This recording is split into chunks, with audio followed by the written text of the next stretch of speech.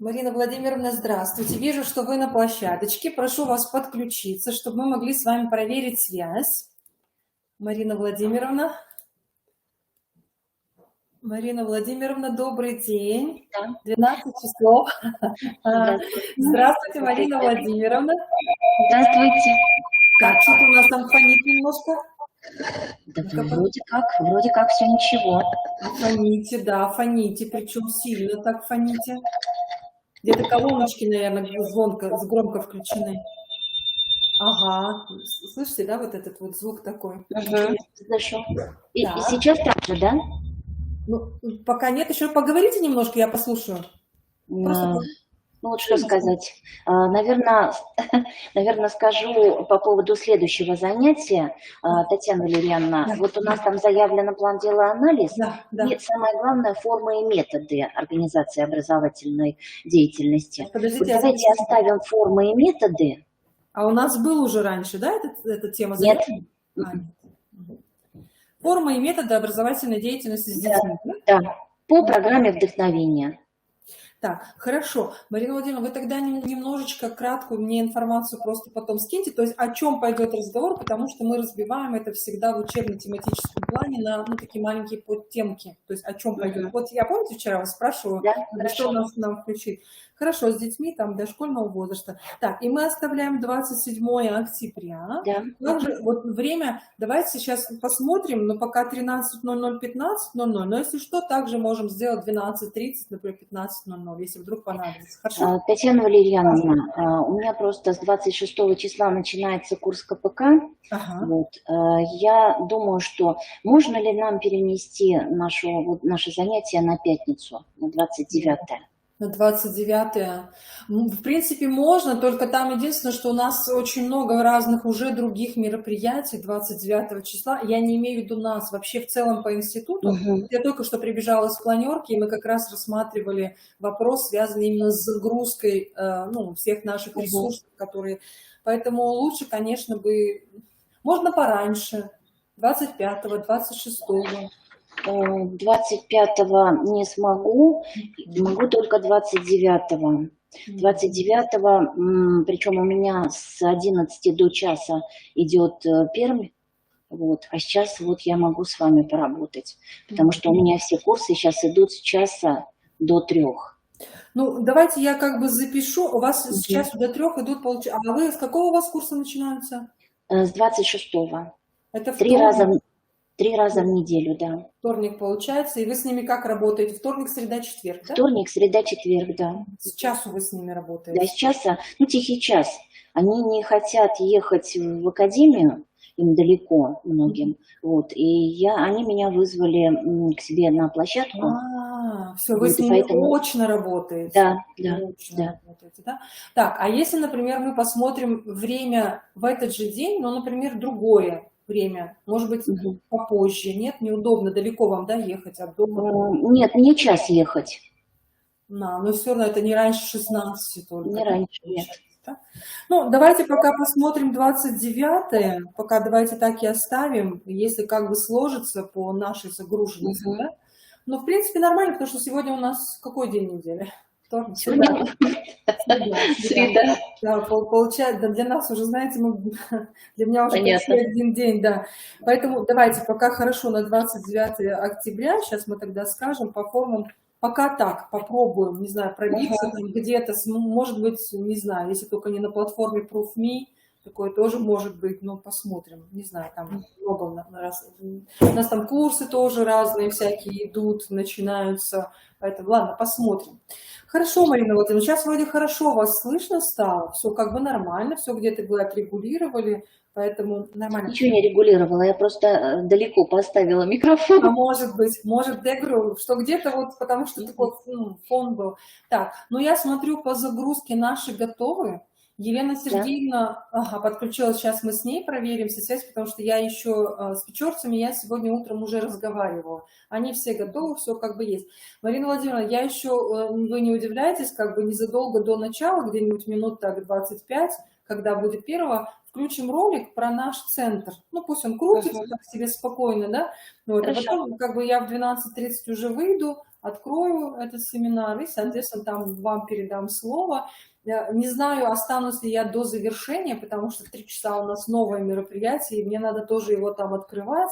Вот, поэтому, ну, скорее всего, даже уйти из кабинета. Вот, поэтому тоже, хотя формат онлайн. Поэтому, если что, вот где-то без 10:03 надо вам край завершить. Вот просто помните это. Ладно, что 14:50 все со всеми прощаются. До новых встреч, до всего самого доброго и славного. Мария Владимировна, еще скажите, пожалуйста, у нас получится с вами сделать такую же, ну, как разработочку вот по этой теме, как вот вы делали предыдущие? Ну, какую-то кратенькую резюме, как резюме, выводы. Помните, вы делали-то? Да, конечно, сделаю. Мы договорились, что после каждого занятия я делаю выгрузку.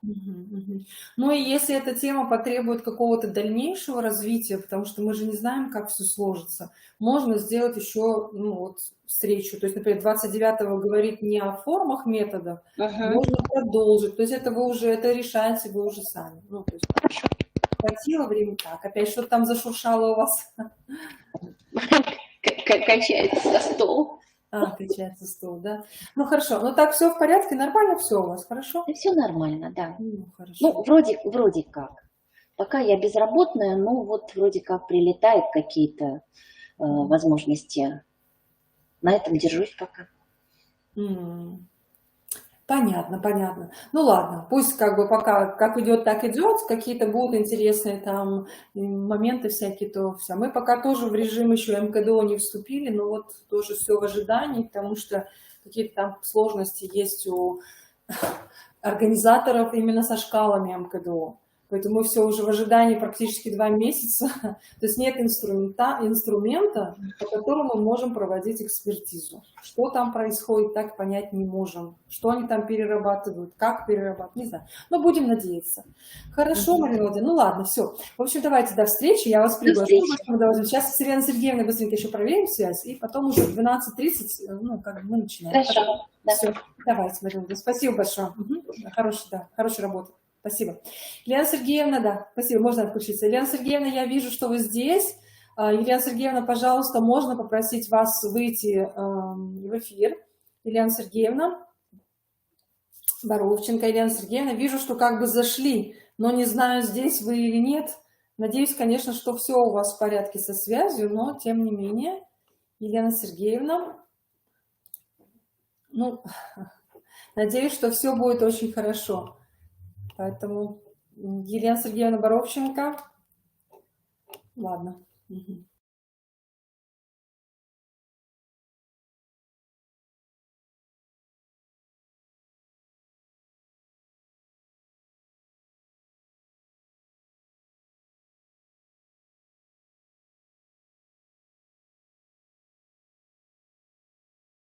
Валерьяновна, у меня тут видео грузится, поэтому я так вот пытаюсь подключиться, но очень нестабильная связь.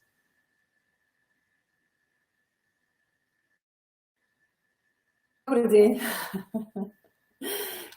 Елена Сергеевна, вы меня слышите? Нет? Елена Сергеевна, что-то я вас не слышу, видимо, из-за загрузки видео, да? Подвисаете. Хорошо, пусть у вас все загрузится, Елена Сергеевна. Не слышу, я вас не слышу и не ну, вижу, видеть вижу, но слышать не слышу, да. Поэтому пусть у вас все загрузится, и тогда мы с вами проверимся. Хорошо? Поэтому пока можно уйти. Давайте, отключимся пока. Хорошо, хорошо.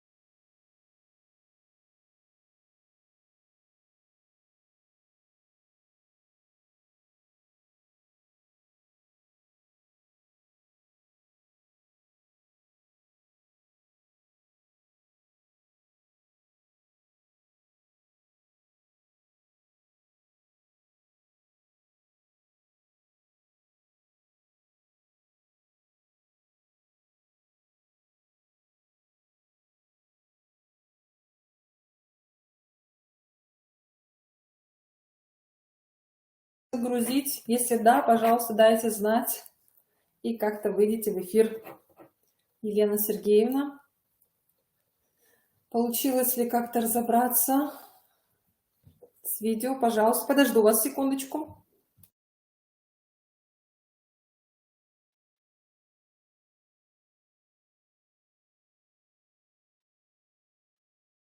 Да, вижу, что у вас как бы загружается, да, что-то загружается.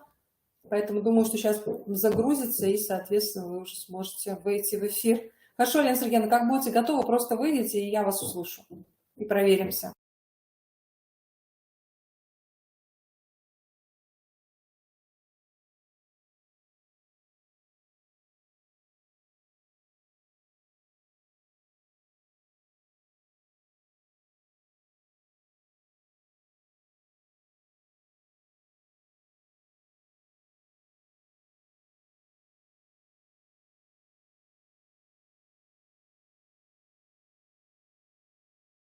Артемка что-то интересное.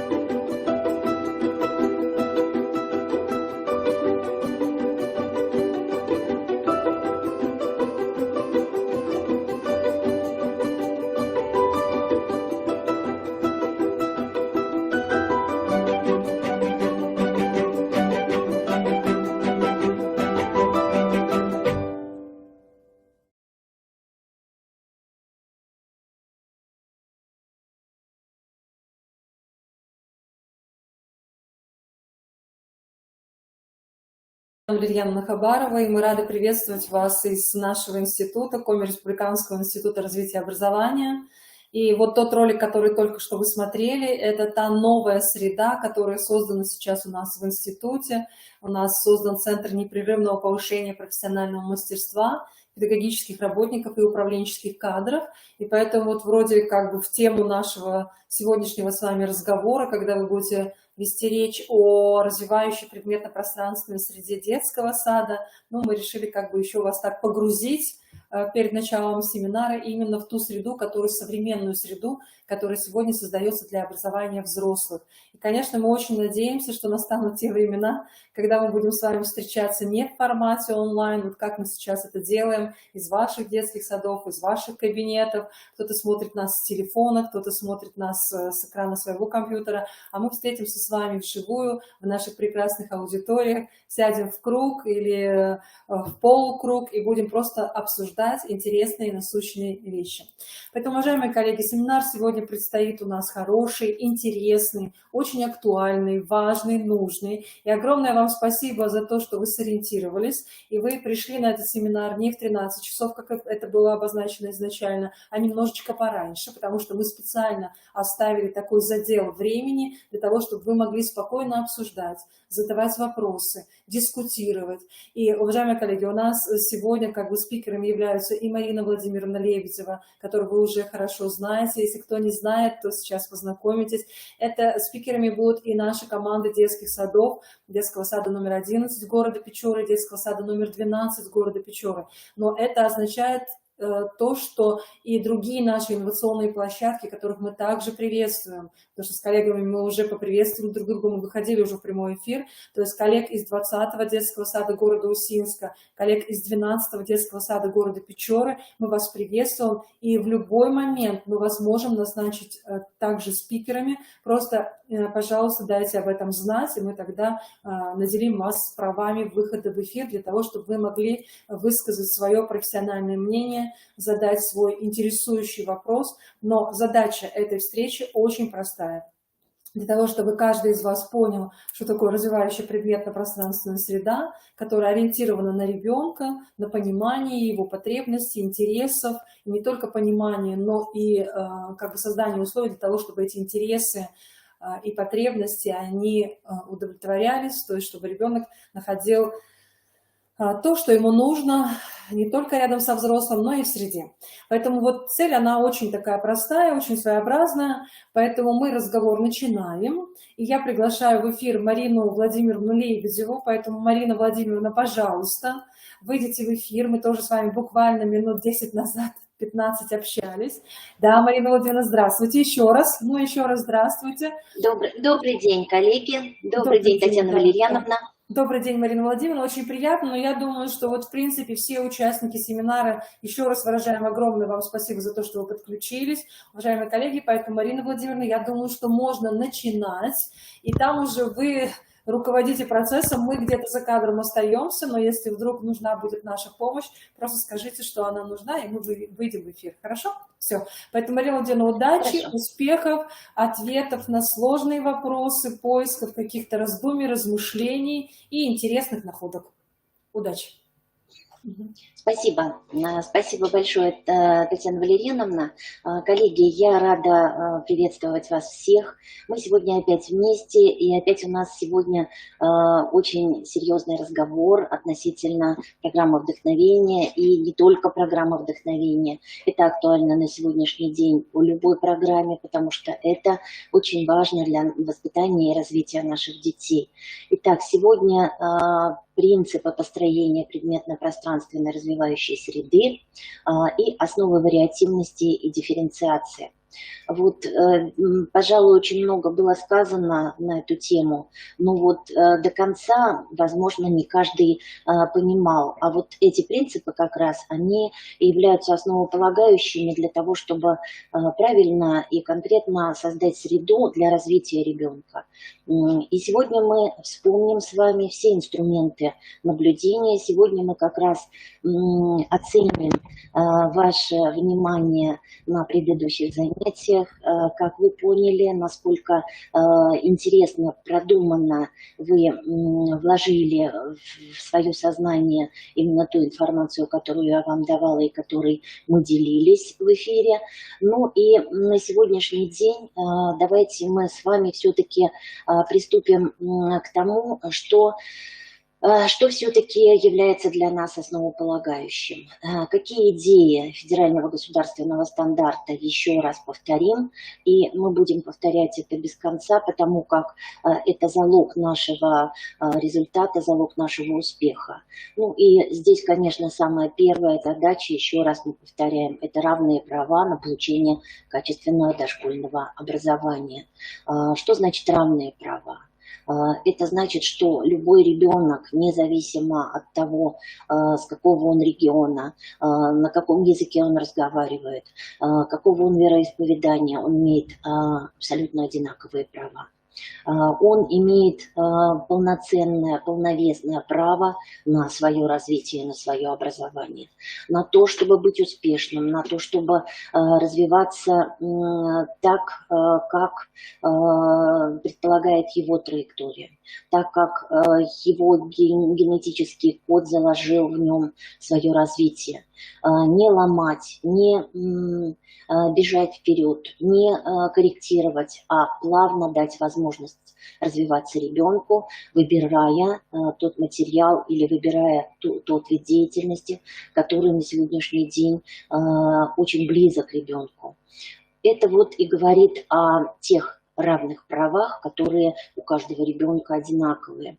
Ну и дальше, естественно, та же самая еще одна идея федерального стандарта – это признание разнообразия детей и детства, вариативности темпов и направлений его развития. То, о чем как раз вот я только что сказала, это как раз говорит о том, что темп, траектория и направление развития у каждого ребенка разное. И вот это разнообразие мы должны принять.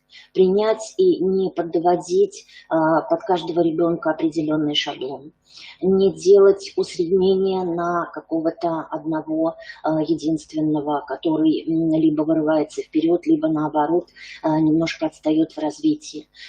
Каждый развивается в своем темпе, каждый развивается в своем направлении.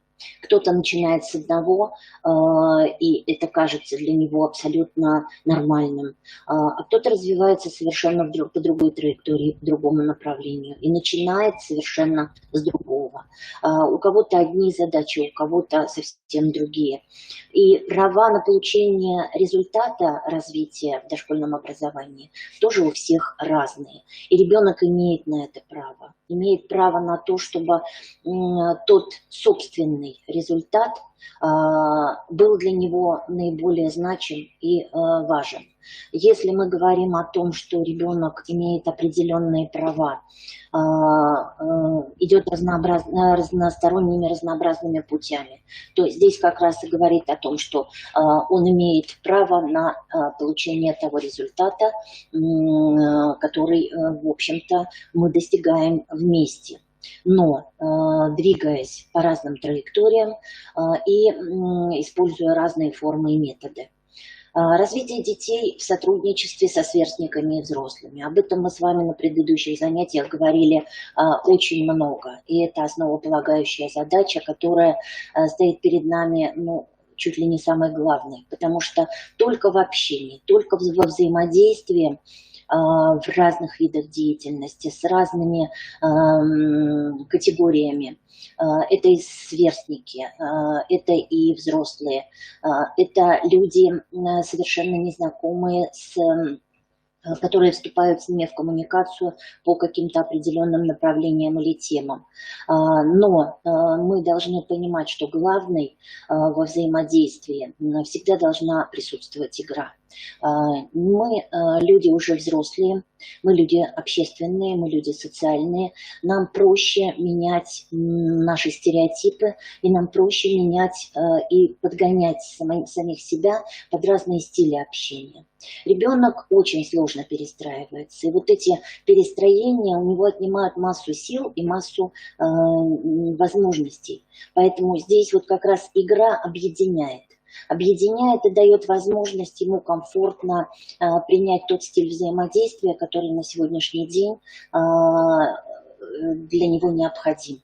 И тот собеседник или тот партнер, который на сегодняшний день, которого он на сегодняшний день выбрал.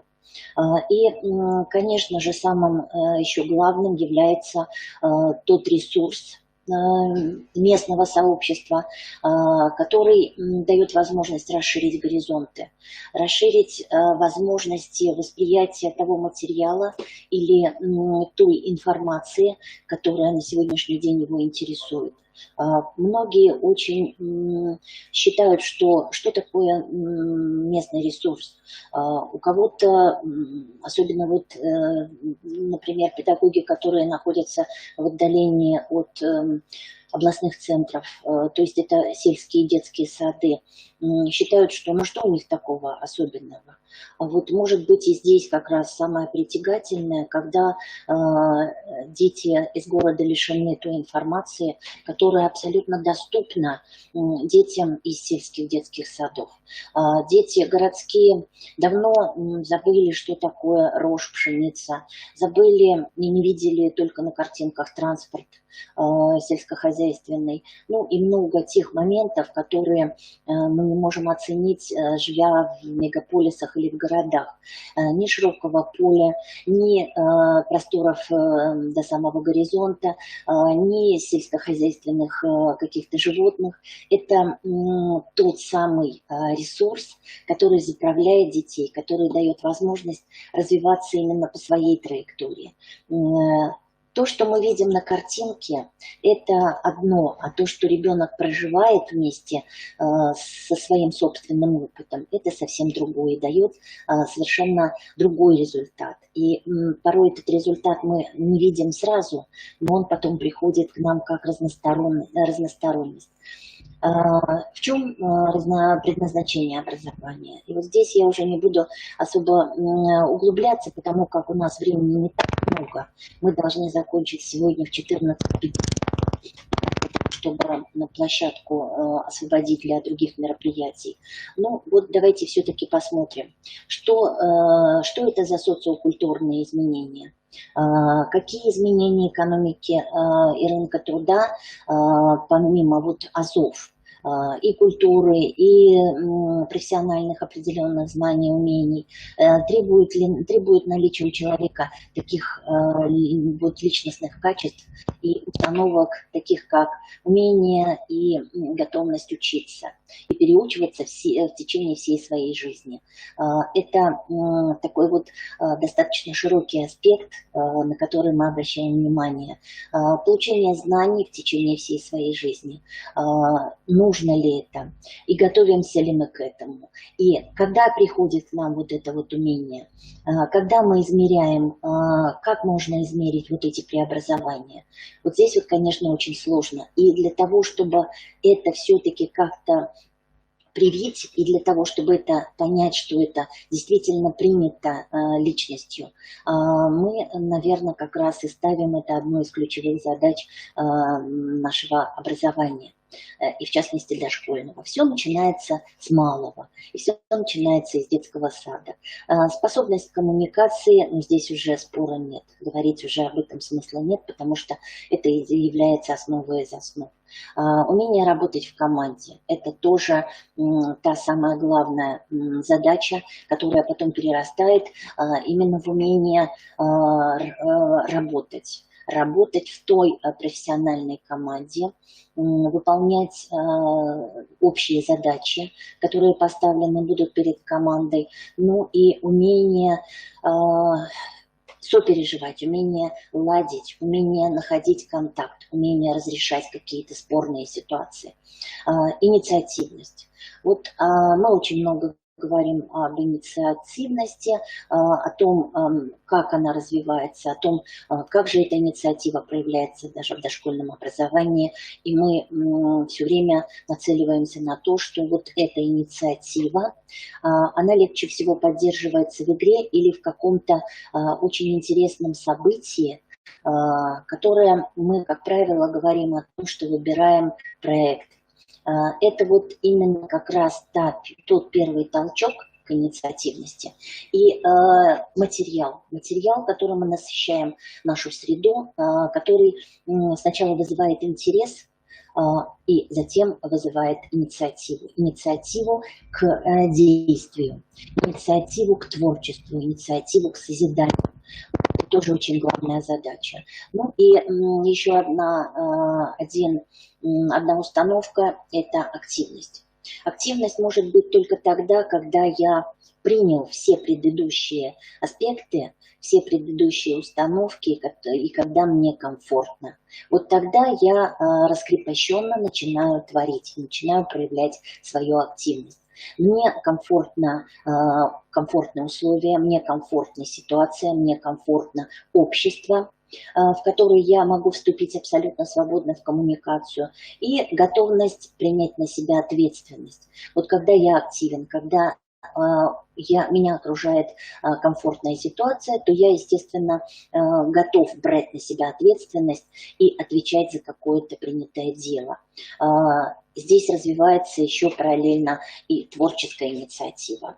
Вот та креативность и то творчество, которое порой требует и подтягивает за собой какие-то очень интересные решения, это и создание какого-то интересного макета, создание какой-то интересной модели, организация игры или создание какого-то события образовательного, праздника. Вот это как раз и говорит о том, что вот эти как раз установки, они очень ценны.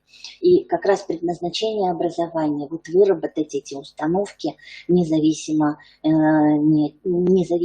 от того, насколько, скажем так, образовательный процесс может быть усложнен или наоборот. Здесь мы говорим только о тех качествах личности, которые дают нам успешность и комфортное пребывание. Ну и, естественно, готовность к инновациям. Что такое инновации, уже говорить не буду, потому что это и так уже, по-моему, оскомину набило. Это новое.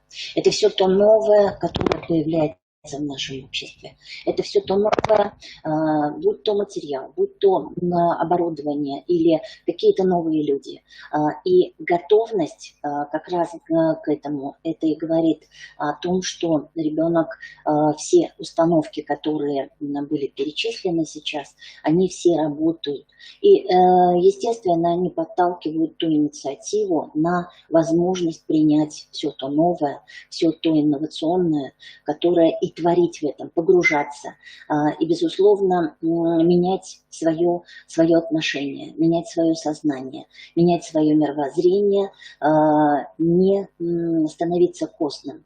Ну и, как правило, эти качества убедительно показывают нам исследования, закладываются в период именно как раз раннего и дошкольного возраста. Здесь об этом можно спорить, можно принять как постулат, но тем не менее это так. Лев Николаевич Толстой когда-то сказал, нужно воспитывать, пока ребенок лежит поперек лавки. И это где-то правильно, хотя это аллегорично где-то сказано, но на самом деле. Только ранний возраст, только наши действия дают возможность ребенку принять, понять, исследовать, за тем ресурсом, за теми компетенциями, которые сейчас окружают его. И, естественно, конечно, инициативность, и активность, и все остальное, оно, конечно, вырабатывается вот именно, закладывается именно в дошкольном детстве. Ну, а теперь посмотрите, пожалуйста, образование, что же это такое? Что же такое за процесс соконструкции? Почему этот соконструктивный процесс это осмысление, это взаимодействие является в образовании достаточно важным. Ну, естественно, до недавнего времени мы все время передавали свой опыт, свой накопленный опыт, независимо от того, был он очень положительным, был он эмоционально окрашенным, или, может быть, он был с какими-то очень неположительными результатами. И мы вот как раз вот этот свой и культурный, и образовательный опыт, и жизненный, и социальный опыт передавали следующим поколениям. Но вот эта парадигма, она уже не является ведущей. И сейчас мы для того, чтобы достичь результатов, идем к тем изменениям, которые просят нас изменения наших целей на то, что необходимо изменить мышление педагога. Самая важная задача, о которой вот как раз вот мы все время говорим, это не иметь возможность следовать по тому, как тебе сказали. Не брать те конспекты или те материалы, или те методики, которые разработаны в той определенной системе, а что-то нарабатывать свое, нарабатывать и давать возможность следовать за ребенком. Воспитывать его именно в том ключе, когда ребенок является партнером, когда он берет на себя такую же ведущую роль, как и педагог. А вот изменить, что это такое? Ну, это значит, наверное, уйти от чего-то и прийти к чему-то другому, более качественному, более осознанному, более вариативному и более творческому. Порой эти задачи достаточно сложные, настолько сложные, что не всегда педагог готов. Мы все разные такие же, как и дети. Кто-то быстрее прощается со своими стереотипами, кому-то достаточно сложно и нужно длительное время. Но мы должны понимать одно, что время, оно быстротечно, оно идет достаточно быстро, двигается быстро, и, безусловно, мы должны двигаться вместе с ним. Мы должны понимать, насколько меняется общество, насколько меняется общая среда, насколько меняются условия жизни. И здесь, соответственно, основой образовательной деятельности может быть только среда пребывания ребенка. Среда играет огромную роль. Да? И что же из этого следует? Создание как раз психолого-педагогических условий для поддержания инициативы, активности, делать выбор, способности делать выбор, да? Принимать решения, планировать свою деятельность, в каких центрах активности я буду участвовать, чем я буду заниматься, какой я материал возьму, достигать тех целей, которые поставлены перед тобой, или которые я сам перед собой ставлю. Ну и, естественно, осваивать знания и те способы культурного общения и культурной деятельности, принимать на себя общекультурные ценности, знакомиться с этикой, с психологией отношений. Это все вот такие высокопарные слова, которые я могу говорить вам, дорогие мои педагоги. Естественно, у детей это игра. У детей это понятие не настолько напыщенное, а это как раз именно вот те формы и методы, о которых мы с вами будем говорить достаточно долго, достаточно конкретно на следующем занятии. Сейчас мы вот нацелены на то, чтобы понять, что же это за среда. И для того, чтобы заметить и поддержать и развить вот качество в детях, следует, наверное, посмотреть на себя и проявлять самим вот эти действия. Что же делается, когда мы понимаем, что у ребенка что-то не получается? как мы действуем дальше. В маршруте индивидуального сопровождения мы прописываем стратегию, а она не всегда работает. Почему? Задаемся вопросом. И при обсуждении вопросов, да, развития среды, мы как раз обращаем внимание даже больше не на те задачи, которые возрастные, а на те, которые стоят перед каждым ребенком, то есть на индивидуальные задачи. И вот эти индивидуальные задачи, недаром мы говорим все время про инициативу, недаром мы говорим про активность, недаром мы говорим о взаимодействии. Да? Мы как раз вот здесь понимаем, здесь требования в ГОС – это те задачи, о которых мы с вами постоянно и их как отче наш повторяем без конца. Те задачи, которые дают нам возможность понять, какими формами, методами и приемами нам пользоваться для достижения, для решения задач федерального стандарта. Дальше именно пространство, именно условия, которые мы создаем детям. И я уже вам говорила о том, что когда ребенок находится в комфортных условиях, то очень сложно его выбить из, скажем так, какой-то своей собственной программы, и свернуть с его собственной траектории, когда ему хорошо. Но вот если он чувствует дискомфорт, если условия созданы не для ребенка, и ему в них некомфортно, будут ли проявляться все те задачи, о которых мы с вами говорили?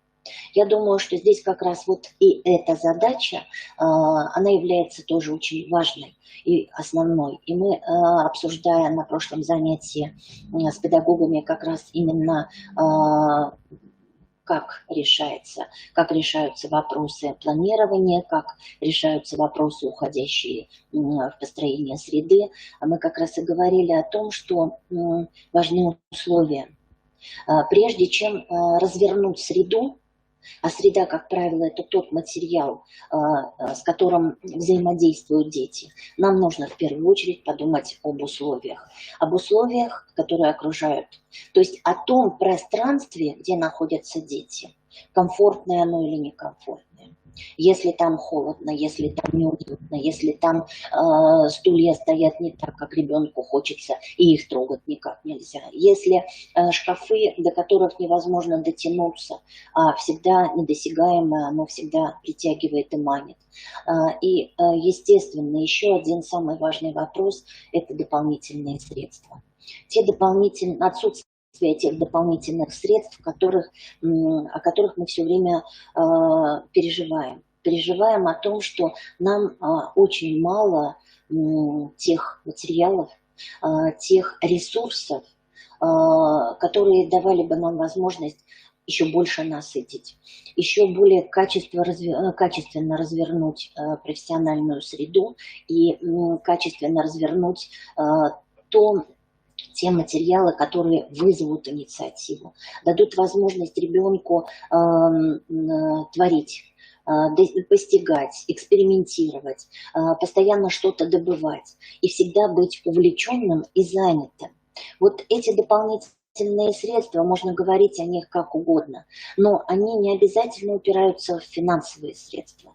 Они могут быть источник этих дополнительных средств, может быть взаимодействие с родителями и помощь со стороны родителей. Не обязательно в приобретении, а в соконструкции, в сборе, скажем так, того материала, который не очень нужен уже именно в стенах своего дома, который может помочь другому ребенку найти какой-то интерес и развернуть какую-то очень интересную игру или очень интересный какой-то проект индивидуальный. Вот здесь как раз нужно подумать и посмотреть, насколько ценно и насколько важно. Ну и вот сейчас вы видите перед собой это те условия, о которых мы сейчас говорили. Вот это стандартная планировка пространства, которая, вы видите, имеет учебную зону, имеет зону активности, ну и шкафы, которые расставлены по стенке, и которые не представляют особого интереса. Нет того заманчивого интереса, где можно было бы развернуть игру на двоим-троим, группе детей, не мешая друг другу, где можно было бы посидеть в уединении, где можно было бы творчески погрузиться в какое-то очень интересное действие, где никто не помешал бы. И вот сейчас, посмотрите, это та возможность размещения центров активности, и я вам уже показывала в Печоре как раз вот эти слайды, где мы говорили, насколько интересно можно развернуть сделать вот данное пространство, которое было бы очень удобно.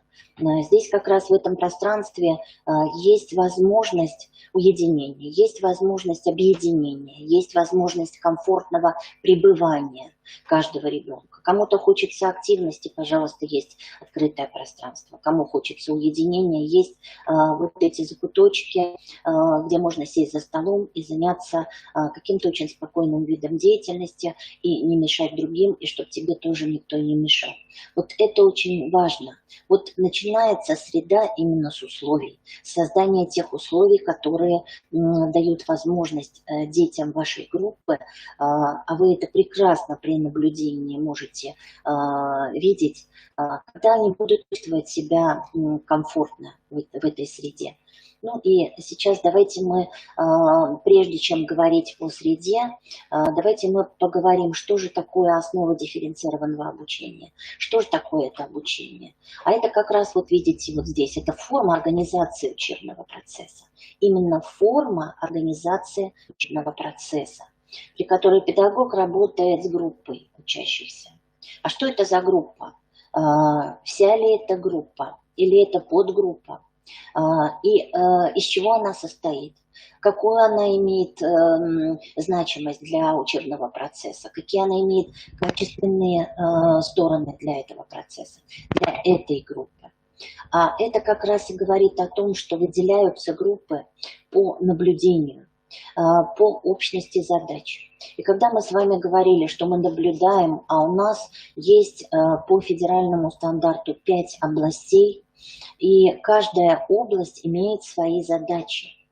В каждой области, даже имея карты развития на группу, они разбиты у каждого ребенка на 5 областей. И когда мы наблюдаем, когда мы подводим какие-то итоги, когда мы интерпретируем, когда мы документируем и выводим уже как документ маршрут индивидуального сопровождения, выявляя задачи у каждого ребенка на сегодняшний момент, то, естественно, у всех деток в группе есть некие микрогруппы, о которых мы сейчас говорим в дифференцированном обучении, с общностью задач. И вот здесь как раз вот эти группы будут наиболее эффективные.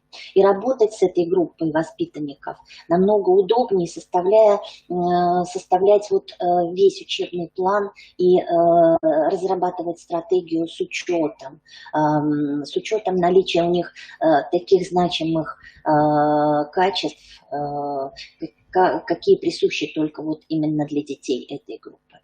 Как раз вот здесь мы можем говорить даже не по общности задач, а по общности интересов. Вот эти группы формируются как раз именно из наблюдения. Если мы понимаем, что дети с общими задачами справляются уже хорошо, а дети, которые решили данные задачи, но у них другие эмоциональные задачи или другие качества, то здесь, конечно, мы их объединяем тоже в единую группу и с ними работаем напрямую.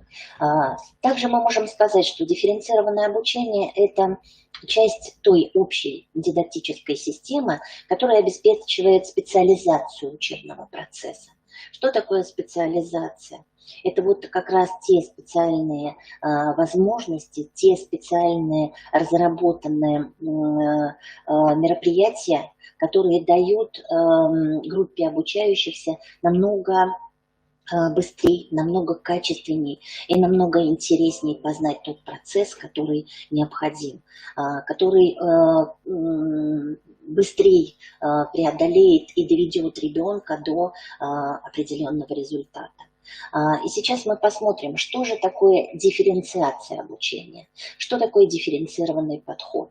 А это как раз создание условий. Если мы говорили о дифференцированном обучении, что это форма организации и часть дидактической целостной системы, то дифференцированное обучение – это как раз создание разнообразных условий. Разнообразных условий для различных школ, классов, групп детского сада с целью учета особенностей их контингента. А что это такое? По школам мы хорошо понимаем, что это лицеи с более творческим сознанием, с более гуманитарным осознанием, с интересом в гуманитарной области.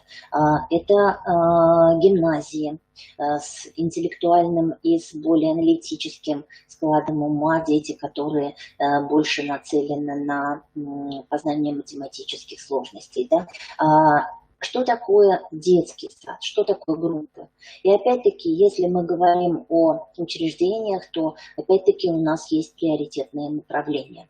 Приоритетные направления. У кого-то художественно-эстетическое, у кого-то естественно-научное. И так мы понимаем и переходим к тем задачам и к тем программам, которые являются приоритетными. Что такое приоритетная программа? Это как раз и есть те самые программы, из которых у нас формируется часть, которая формируется участниками образовательных отношений. Это как раз те дополнительные программы, это парциальные программы, которые интересны, которые как раз по интересу учащихся. Это и дополнительное образование, о котором мы тоже говорим. Это комплекс методических, психологических и организационно-управленческих мероприятий. Вот это дифференцированное обучение, оно как раз дает нам возможность посмотреть, как организовывать среду с учетом вот этих групп, с учетом формы организации учебного процесса, как группа воспитанников может быть заинтересована, мы их прекрасно уже отнаблюдали и прекрасно увидели, у кого есть какие сильные стороны и какие есть интересы. И когда мы готовим среду, когда мы насыщаем материалами среду, для того, чтобы развить инициативу, на что мы ориентируемся? Именно как раз на дифференцированный подход, на то, какие материалы для данной группы могут быть интересны, какие условия нужно создать для того, чтобы заинтересовать и развить эту инициативу, чтобы эти дети сделали выбор именно этого материала. Вот здесь как раз это и нужно учитывать при построении среды. А вот теперь давайте посмотрим опять-таки, что же это такое все-таки дифференцированное обучение? Это организация учебного процесса, при которой учитываются индивидуально-психологические особенности и формируются группы с разным содержанием. Это именно нацеленность на сильные стороны и на интерес этой группы. На то, будем говорить, в группе, это микрогруппа. Микрогруппа, которая проявляет себя с общими интересами. У кого-то этот интерес в форме художественно-эстетического, креативного начала. У кого-то, наоборот, это логика. Кто-то, наоборот, проявляет себя эмоционально окрашенно, поэтому для него это очень важно. И так, естественно, вот для каждого ребенка с его очень интересными задатками мы готовим свой материал и свои условия. И дальше мы понимаем, что форма организации образовательного процесса, она как раз тоже очень важна и делит как раз на различные группы по численности. Не может входить в микрогруппу очень большое количество детей, но признаки, характерные для этой группы, для того, чтобы действовать какими-то определенными специфическими методами и приемами с каждой группой обучающихся. Вот здесь мы должны понимать и направлять для подбора материалов, для того, чтобы вот именно эта форма организации образовательного процесса через материал имела очень хороший результат и давала очень хороший результат и развивала инициативу и приводила детей к комфортному выполнению каких-то определенных действий, которые они сами себе выбрали и сами себе наметили. Ну и последнее – это как раз технология обучения. Что такое технология обучения в одной группе детей с разными способностями? Один ребенок, вот они все эмоционально окрашены, вот, допустим, микрогруппа, или все наделены художественно-эстетическими способностями. Они умеют и любят рисовать, они творят, они замечательно выполняют какие-то определенные действия. Опять-таки, если мы говорим о разных способностях, то они могут быть на самом деле разные. Один рисует, извините, уже натюрморты, а другой только-только начинает рисовать какие-то определенные формы. Способности разные, но стремление и комфорт, и именно как раз способности, они единые. И вот как достичь определенного результата вот в этой группе, когда один только имеет начинающие способности, а другой уже убежал далеко вперед. Как можно разделить этот обучающий процесс? Или как можно нацелить или насытить среду для того, чтобы каждый в среде нашел тот необходимый материал или компонент для развития способностей в данной группе? Если мы говорим о других микрогруппах, да, с другими способностями, то здесь все то же самое. И вот эти благоприятные условия как раз для развития личности ребенка, они и приводят к тому, что данная группа получает определенный результат и, естественно, в своем развитии и, безусловно, развитие своих способностей в том темпе и по той траектории, которая присуща только тому ребенку, который находится в этой микрогруппе. Ну и если мы говорим, на что направлено дифференцированное обучение, то вот здесь мы говорим о качестве. В первую очередь это повышение качества обучения. Потому что если мы ребенку с логическим мышлением будем рассказывать и песни петь о том, как хорошо рисовать море и как здорово плещутся волны, наверное, он нас не совсем поймет, потому что он выстраивает волну у себя совершенно в другом образе. Более логично, более компактно, на каких-то графиках, на каких-то, может быть, лабиринтах. Для него это так. Вот для того, чтобы повысить это качество, мы должны понимать, что нам нужно сделать и как насытить эту среду. Для того, чтобы устранить перегрузку воспитанников, для того, чтобы понять, что все дети и условия созданы таким образом, что каждый ребенок получает в меру своих способностей и возможностей. Именно тот материал может выбрать, который даст ему тот комфортный задел или тот результат, который он хочет получить и с которым он хочет работать. Безусловно, если в группе находятся дети с разным уровнем развития и с разными способностями, то, естественно, мы говорим о том, что они друг от друга учатся. Ну и развитие познавательных способностей здесь, конечно, идет в одну ногу вместе с теми способностями или с теми сильными сторонами и интересами, которые есть в этой данной группе у каждого ребенка. Вот дифференцированное обучение еще дает возможность нам выделить одаренных учеников, выделить ту стратегию, которая помогает не стоять на месте этим детям, а все время пополнять свои знания. пополнять, наращивать эти знания, каким-то образом их трансформировать и развиваться еще больше. Но при этом не забываем и тех детей со слабыми одаренностями, со слабыми компетенциями. Детей, которые еще не достигли того уровня развития, может быть, даже еще не достигли той нормы возрастной.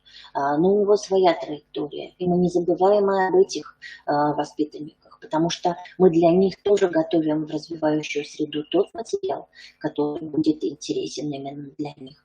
Ну и когда мы говорим о занятиях, о организации образовательной деятельности, которую организовывает сам педагог, то есть это занятие, да, при дифференцированном обучении, она бывает разноуровневая.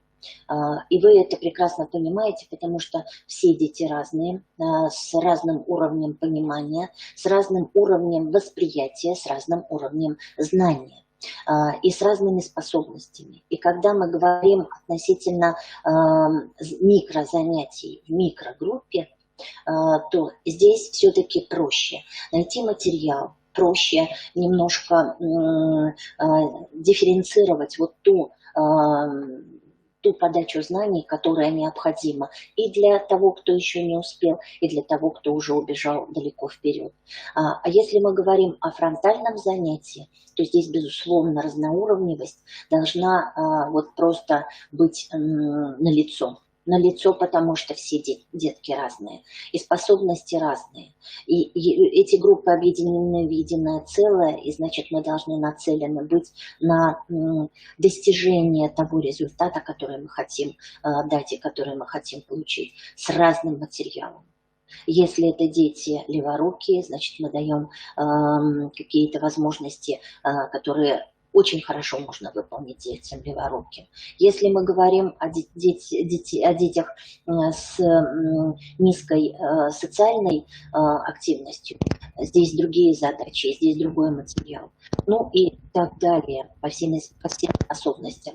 Ну и здесь вот вы видите схему, где выбор содержания, методов и форм обучения, которая зависит от педагог должен готовить различный материал, различные варианты заданий.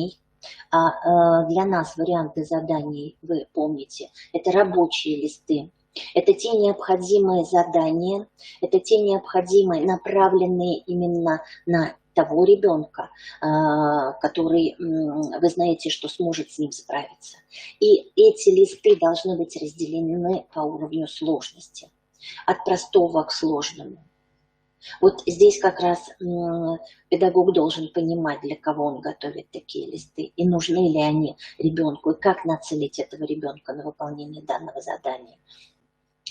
Естественно, информация о различной степени сложности задания, она у нас, как правило, идет, можно ее, вернее, дать на групповом сборе, утреннем часе или детском совете, когда мы делаем презентацию. Вот та презентация материала, которая дает нам возможность рассказать детям, какой материал сегодня есть в центрах активности, что интересного и нового можно найти в центрах активности. Вот это как раз то информационное поле, которое заряжает, нацеливает их интерес на именно инициативность, на творческий потенциал. Ну и, естественно, здесь как раз вот выбор формы содержания, оно предполагает, что каждому воспитаннику нужно выбирать задание, с которым он справится для успешности. Для того, чтобы ребенок, взяв задание и не смог, невозможно выполнить его, остался бы в очень неудовлетворенном состоянии. Это неуспешность. А неуспешность, она, как правило, приводит к разочарованию, к каким-то очень негативным эмоциям, которые потом очень трудно преодолеть для выполнения следующего шага, для того, чтобы он в следующий раз взял то задание, с которым он абсолютно спокойно справится. Но есть еще один шаг. Есть еще один шаг, который говорит нам о том, что мы можем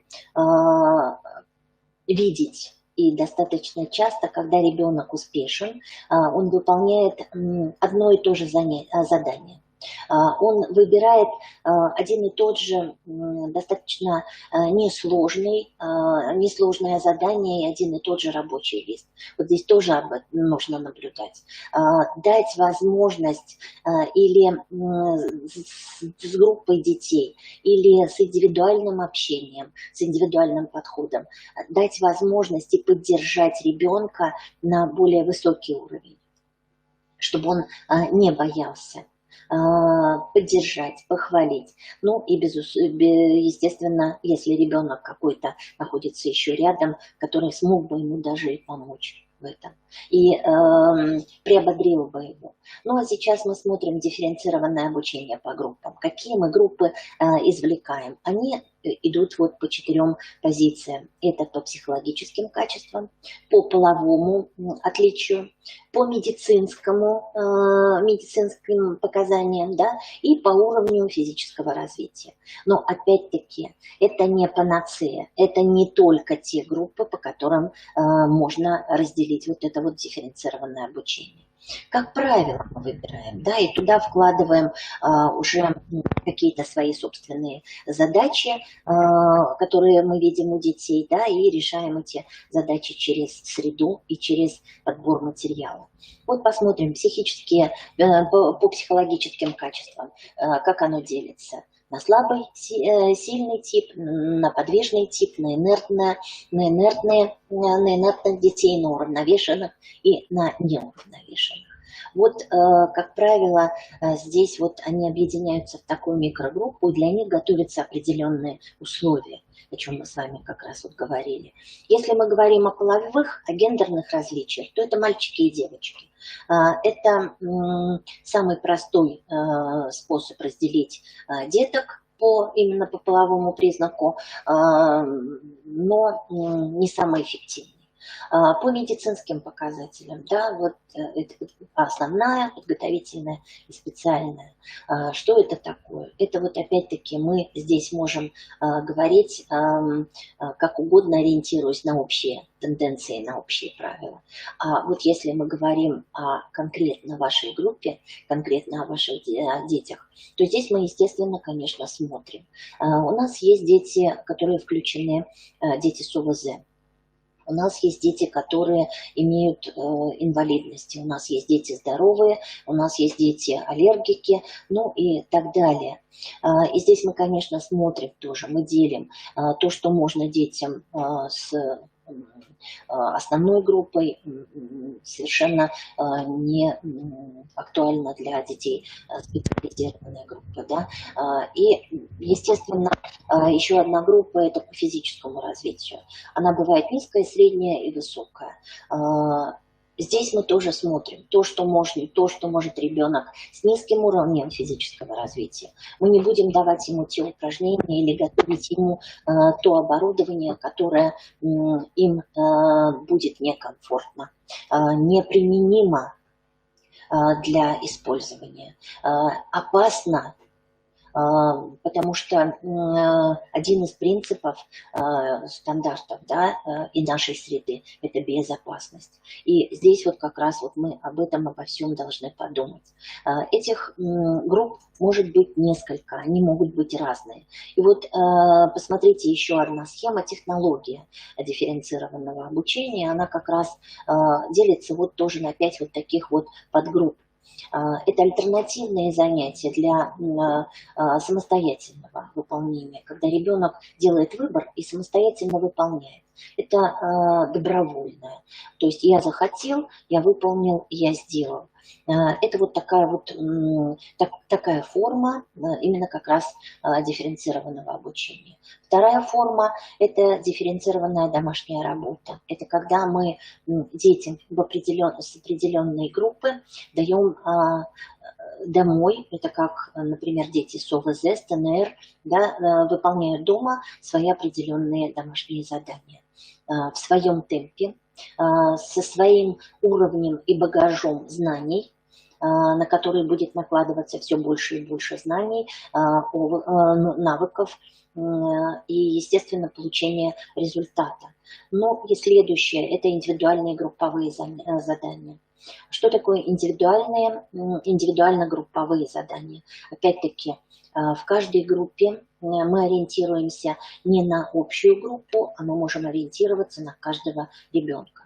Может быть единое задание для всей группы, которое может делиться на каждого ребенка, который выполняет какую-то часть этого задания, и при сложении и при выполнении данных заданий получается единый результат. Выполнение единого задания для группы.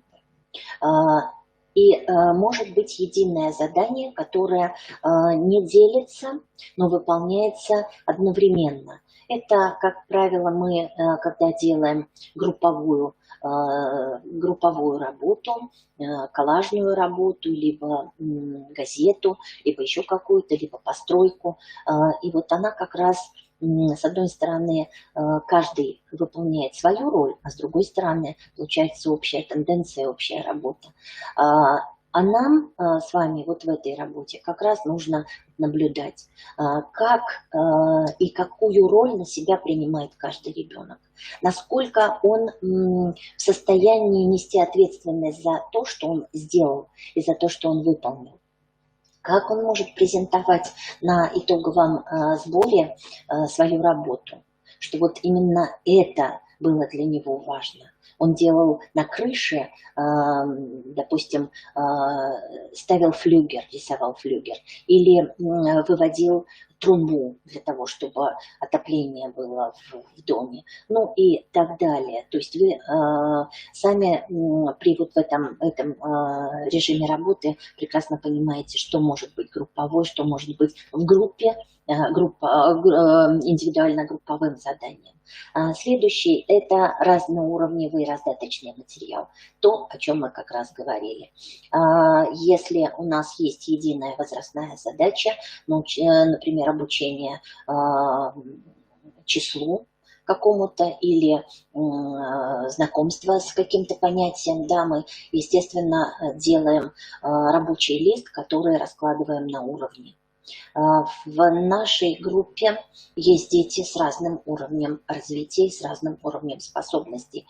Поэтому, если мы говорим о том, у кого низкий уровень развития, то, естественно, конечно, для него рабочее задание, рабочий лист, дидактический материал должен быть более простой, чтобы не было слез, чтобы не было дискомфорта при выполнении данного задания, и чтобы ребенок понимал, насколько он в состоянии его выполнить. А в первую очередь это должны понимать вы. И для того, чтобы это имело определенный результат, хороший результат, вот здесь как раз наша задача, как правильно разделить вот это задание дидактическое на уровне сложности. И карточки информатора. Карточки информатора – это как раз вот те либо пооперационные карточки, либо те карточки, которые говорят о каких-то определенных правилах, либо о тех операциях, которые последовательно нужно сделать. Вот здесь как раз в этом и заключается, в этих 5 постулатах, технология дифференцированного обучения. Она вся у нас используется. Используется при построении развивающей среды. И желательно, конечно, чтобы вы понимали, что вот это как раз является достаточно важным и необходимым. Давайте посмотрим теперь цели и задачи вот именно такого обучения. Цели. Организовать такой учебный процесс на основе индивидуальных особенностей каждого ребенка, на уровне его возможностей, на уровне его способностей, на уровне его той базы, которая у него на сегодняшний день уже сформирована. Именно таким образом мы только можем достучаться и дать возможность развиться инициативе, чтобы ребенку было комфортно, чтобы он мог выбрать себе любое задание или любой материал и при этом что-то из него сделать.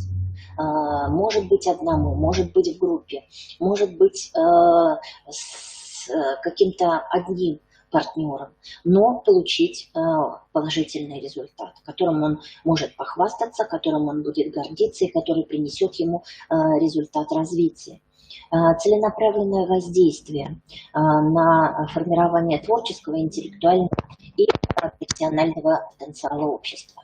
Вот вроде бы очень такая серьезная цель, да? Целенаправленное воздействие на формирование. Что это такое? Вот здесь как раз именно то, что мы говорим о материале, да, что насколько мы целенаправленно воздействуем через с общими интересами и способностями на формирование как раз и творчества, и интеллекта, и в будущем на профессиональный потенциал. У нас есть начальное профессиональное обучение, да, когда мы знакомимся с профессиями, когда мы приглашаем родителей, когда у нас есть очень интересные через проект интересные какие-то задумки, игры и проекты, какие-то интересные, может быть, конкурсы, макеты. И вот здесь как раз мы говорим о группах, о дифференцированном подходе, когда каждый находит свой материал в общей группе. И создание той методической системы обучения на новой мотивационной основе. Что значит создание методической основы?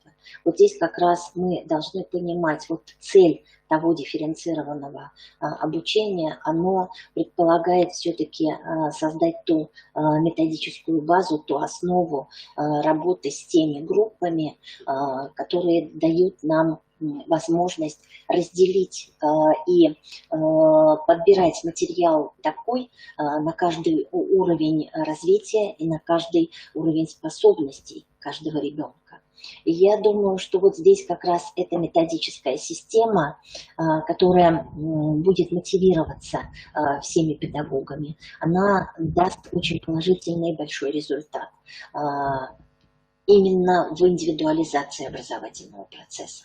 Здесь можно говорить о дифференцированном подходе, о вариативности и, естественно, о других определенных целях. Давайте от целей перейдем к задачам. Смотрите задачи. Цели достаточно большие, цели достаточно глобальные, да? А задачи, они менее значимы, они менее, скажем так, даже слова не найти никак. Естественно, мы смотрим, как же в первую очередь раскрыть индивидуальность.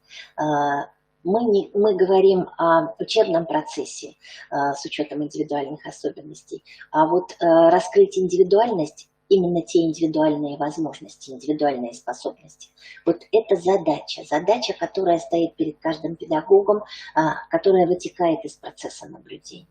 Вот как развить, как раскрыть эти индивидуальные способности, потому что это сложный процесс, достаточно сложный. И с этим может справиться не только среда и индивидуальный подход, но и групповой подход и дифференцированное обучение. Помочь этой индивидуальности развиться. Потому что если мы уже поняли, что вот эта индивидуальность особенная у ребенка, кто-то у нас играет на флейте уже, кто-то у нас настолько гибкий, что позволяет себе садиться на шпагат и выполнять какие-то очень серьезные физические упражнения на физкультурном занятии. А кто-то еще не может, извините, просто-напросто бросить мешочек через голову или от себя. То есть вот здесь именно вот раскрываем те способности, которые у ребенка, и ту индивидуальность, которая у него наиболее развита. А то, что у нас не развито, мы, естественно, дотягиваем до нормы. Вот если говорить все-таки об индивидуальности, о способности об индивидуальной способности, то вот здесь как раз важно ее не потерять. Не просто помочь ей развиться, а важно еще ее не потерять и дать ей возможность укорениться, устояться, проявиться, выразиться через среду. А как это может быть? Это может быть как раз с помощью того материала, который вы будете постоянно вкладывать именно для данного ребенка, для развития вот его индивидуальных способностей. Ну и здесь, наверное, еще одна задача – это обрести избирательность и устойчивость к социальным условиям. Задача достаточно сложная. Избирательность и устойчивость к социальным воздействиям. Что такое социальное воздействие? Вот если мы говорим о группе, если мы говорим о педагоге, социальное воздействие – это, наверное, как раз вот тот наш принцип общения, то наше взаимодействие с детьми, которое мы, скажем так, вырабатываем с годами и которые нисколько не удосуживаемся поменять от одних детей к другим. Создается некий стереотип.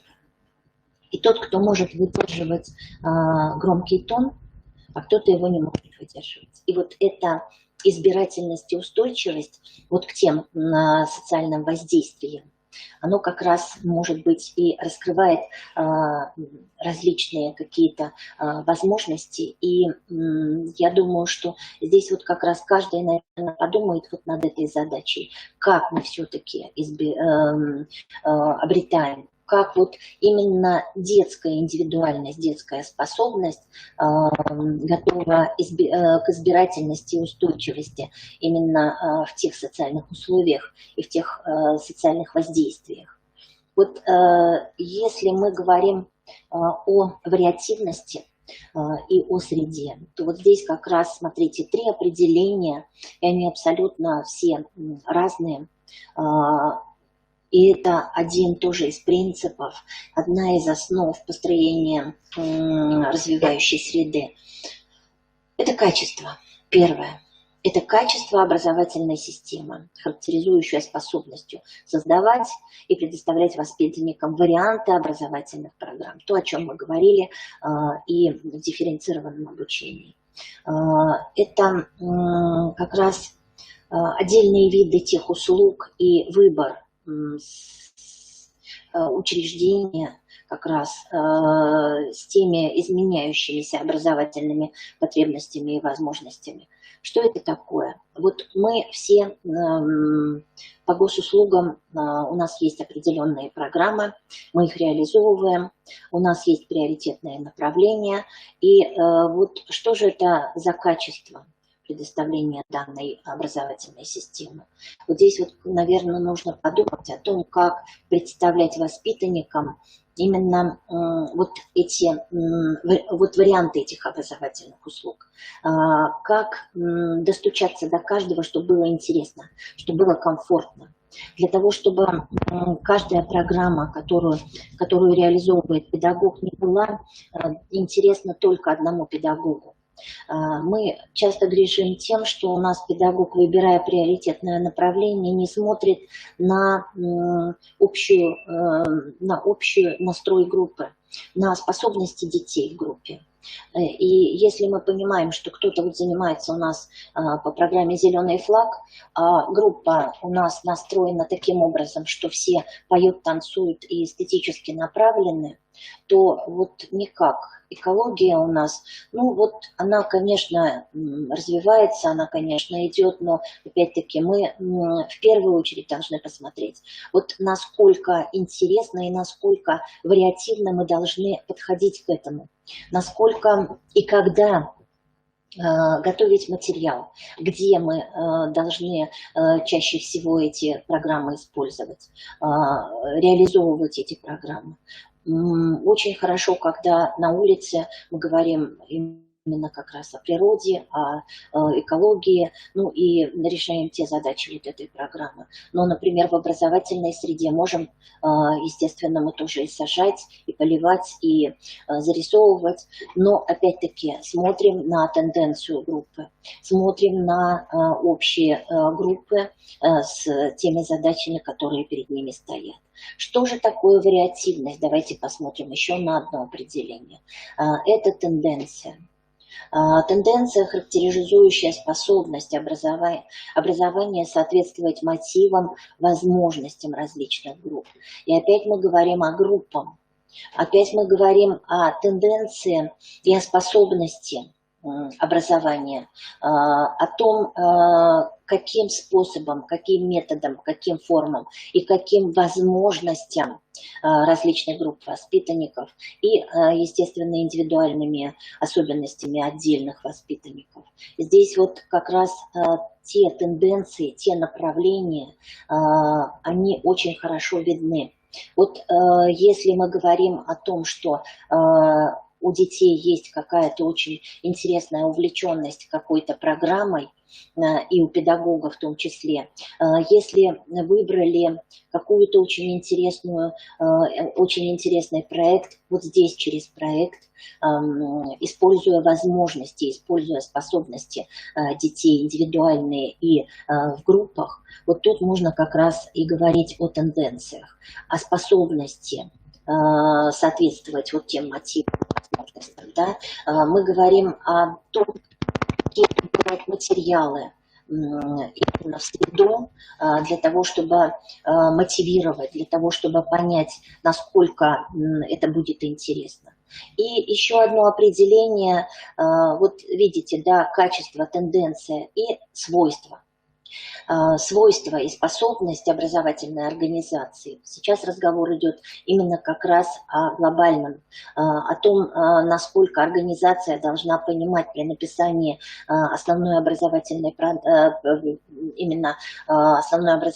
программы, как использовать эти принципы, как использовать основы дифференциации и основы именно вариативности, именно в тот компонент, именно в ту направленность, которую выбирает, и тот приоритет, который выбирает образовательная организация. Свойства, способность образовательной организации предоставлять воспитанникам достаточно большое многообразие специфичных и привлекательных вариантов.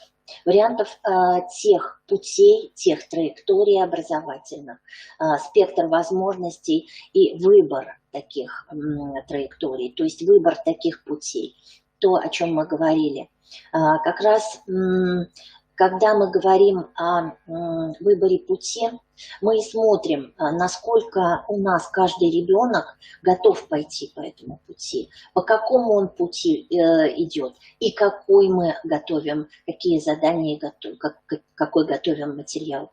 Если мы все-таки делаем и нацеливаемся всей организацией на внедрение вот этих основ, то здесь как раз без этого не обойтись. И вот именно это говорит о том, что написание программы – это не дело управленца, это дело всех педагогов образовательной организации. Потому что если мы понимаем, что все зависит еще и от групп, все зависит еще и от направленности, и от условий, и от тенденций, то здесь мы как раз и говорим о качестве именно образовательной системы. То здесь как раз нужно ориентироваться на то, какие у нас дети в детском саду, какие дети в каждых группах, и каждый педагог отвечает за это. Он смотрит на то, какие дополнительные программы интересны, какие траектории развития у каждых детей. На педагогических советах, на рабочих совещаниях обсуждается это все. И в инициативной группе, когда мы вносим какие-то дополнения или разрабатываем новую программу, или вносим в нее какие-то дополнительные материалы, или вводим какую-то программу, то, естественно, мы обсуждаем всем коллективом. потому что ориентация на дифференциацию и вариативность – это очень сложное и очень ответственное дело. Но вот давайте посмотрим, что такое вариативность среды и что она предполагает. И в первую очередь это пространство. Ровно как дифференцированное обучение, мы говорим о пространстве, а значит подразумеваем условия. Условия, когда ребенок успешен. Условия, когда мы говорим о том, что у него есть зоны игры, конструктивной деятельности, когда мы говорим, что он может у нас добывать знания, экспериментировать, пробовать, когда мы говорим о том, что он может уединиться и побыть в тишине, когда мы говорим о том, что он может создать своими силами и с помощью своих товарищей и партнеров организовать какое-то представление, разыграть спектакль. Вот это как раз и говорит о том пространстве, о тех условиях, где мы говорим не только о тех, скажем, зонах, да, о той мебели, о тех пространствах, где удобно и комфортно детям. А мы еще и говорим и о насыщении. Мы говорим о материалах, мы говорим об играх и об игрушках, мы говорим о оборудовании, мы говорим о выборе. И если мы понимаем, что ребенок чаще всего выбирает у нас одни и те же центры, а какой-то центр у нас вообще находится без внимания, то это сигнал к тому, что здесь как раз мы говорим, что среда по вариативности не работает. Эти условия некомфортные. Значит, мы, естественно, договариваемся с детьми и пересматриваем все те условия, которые у нас созданы. И в частности, мы опять-таки привлекаем сюда еще и родителей и говорим о том, что нам нужно поставить и расставить и создать такую комфортную обстановку, такие комфортные условия, когда каждый ребенок будет находиться в этом центре и чувствовать себя комфортно. Постоянная, периодическая сменяемость материала игрового, образовательного, появление новых материалов, появление нового дидактического материала, которое стимулирует игровую, двигательную, познавательную и исследовательскую активность детей. Вопрос часто задаваемый, где нам взять вот столько много нового материала. Скажу одну такую вещь, которую вы все знаете. Это практический материал каждого педагога. Самый интересный материал – это тот забытый, который лежит у нас на антресолях или на полках. Не нужно выкладывать весь материал, который находится в группе, единовременно. Если мы понимаем, что пресыщение средой тоже не есть хорошо, когда мало игрушек или когда мало игрового материала, когда мало центров активности и не созданы условия, это нехорошо. Ну и когда перенасыщенность, оно тоже нехорошо. Мы убираем часть игрового материала, мы убираем часть образовательного материала и постоянно его меняем. Постоянно он у нас происходит такую все время круговерть, да, что-то убирается, потом достается как новое. И наоборот. Естественно, при наблюдении мы, конечно же, смотрим, что на сегодняшний день больше привлекает детей. И стараемся из бросового материала, из природного материала, то есть из того материала, который не требует финансовых затрат, а именно как раз сегодня мы посмотрим, у нас очень есть интересные 2 детских сада, которые нам расскажут, как они это все делают, какой материал они подбирают. Вот здесь, наверное, и как они используют, чтобы всегда материал был интересный и новый. Мы все бюджетные организации как раз спонсируемся одинаково, финансируемся абсолютно одинаково. И, безусловно, каждый детский сад отличается по-своему. Кто-то имеет только то, что вот ему выдали, и больше ничего. А кто-то творчески подходит к данному процессу, и у него всегда что-то новое, у него всегда что-то интересное. Любая коробка, любая упаковка, безусловно, все чистое. Какие-то очень интересные материалы, которые давно хранились у вас где-то, я не знаю, в каких-то запасниках, могут перекочевать в вашу развивающую среду и тем самым иметь свою вариативность, начиная с малого, заканчивая более сложным. И сменяемость, она как раз очень важна для того, чтобы постоянно все дети с разным уровнем развития, именно с разными способностями могли из этого материала, даже бросового материала, найти себе дело. Выбрать себе интересное занятие. Кто-то будет измерять, кто-то будет экспериментировать, кто-то будет рвать, а кто-то будет конструировать. Все детки разные, ровно как и мы разные. Но материал выбирают они тоже по-разному. Главное было из чего делать выбор. Ну и теперь давайте посмотрим все-таки на принципы вариативности. Выбор темпа работы. Что значит выбор темпа работы? Это именно тот темп, который присущ ребенку. Мы чаще всего страдаем тем, что подгоняем. Вот скоро у нас вот будет физкультурное занятие, а ты еще вот это вот не сделал, ну давай побыстрее, ну давай. Имеет ли смысл? Никакого смысла, кроме какой-то неудовлетворенности своим результатом и работой вообще, действиями, мы не получим. Каждый ребенок самостоятельно выбирает, и у него самостоятельный свой темп работы. И вот важно предоставлять эту возможность. Выбор именно темпа работы. Кто-то книжку-самоделку сделает за 10 минут там, или за 15, да? А кому-то для этого нужно будет 3 дня. Опять-таки он может отложить это все. Он работает в своем темпе. Он думает, кому-то нужно больше на это время, кому-то нужно меньше. Предоставление возможности выбора формы предъявления результатов. Кто-то сразу через 10 минут готов представить результаты, рассказывать взахлеб, а кто-то только через 3 дня готов. Кто-то часть расскажет, что вот он только начал склеивать листочки, он только начал что-то делать.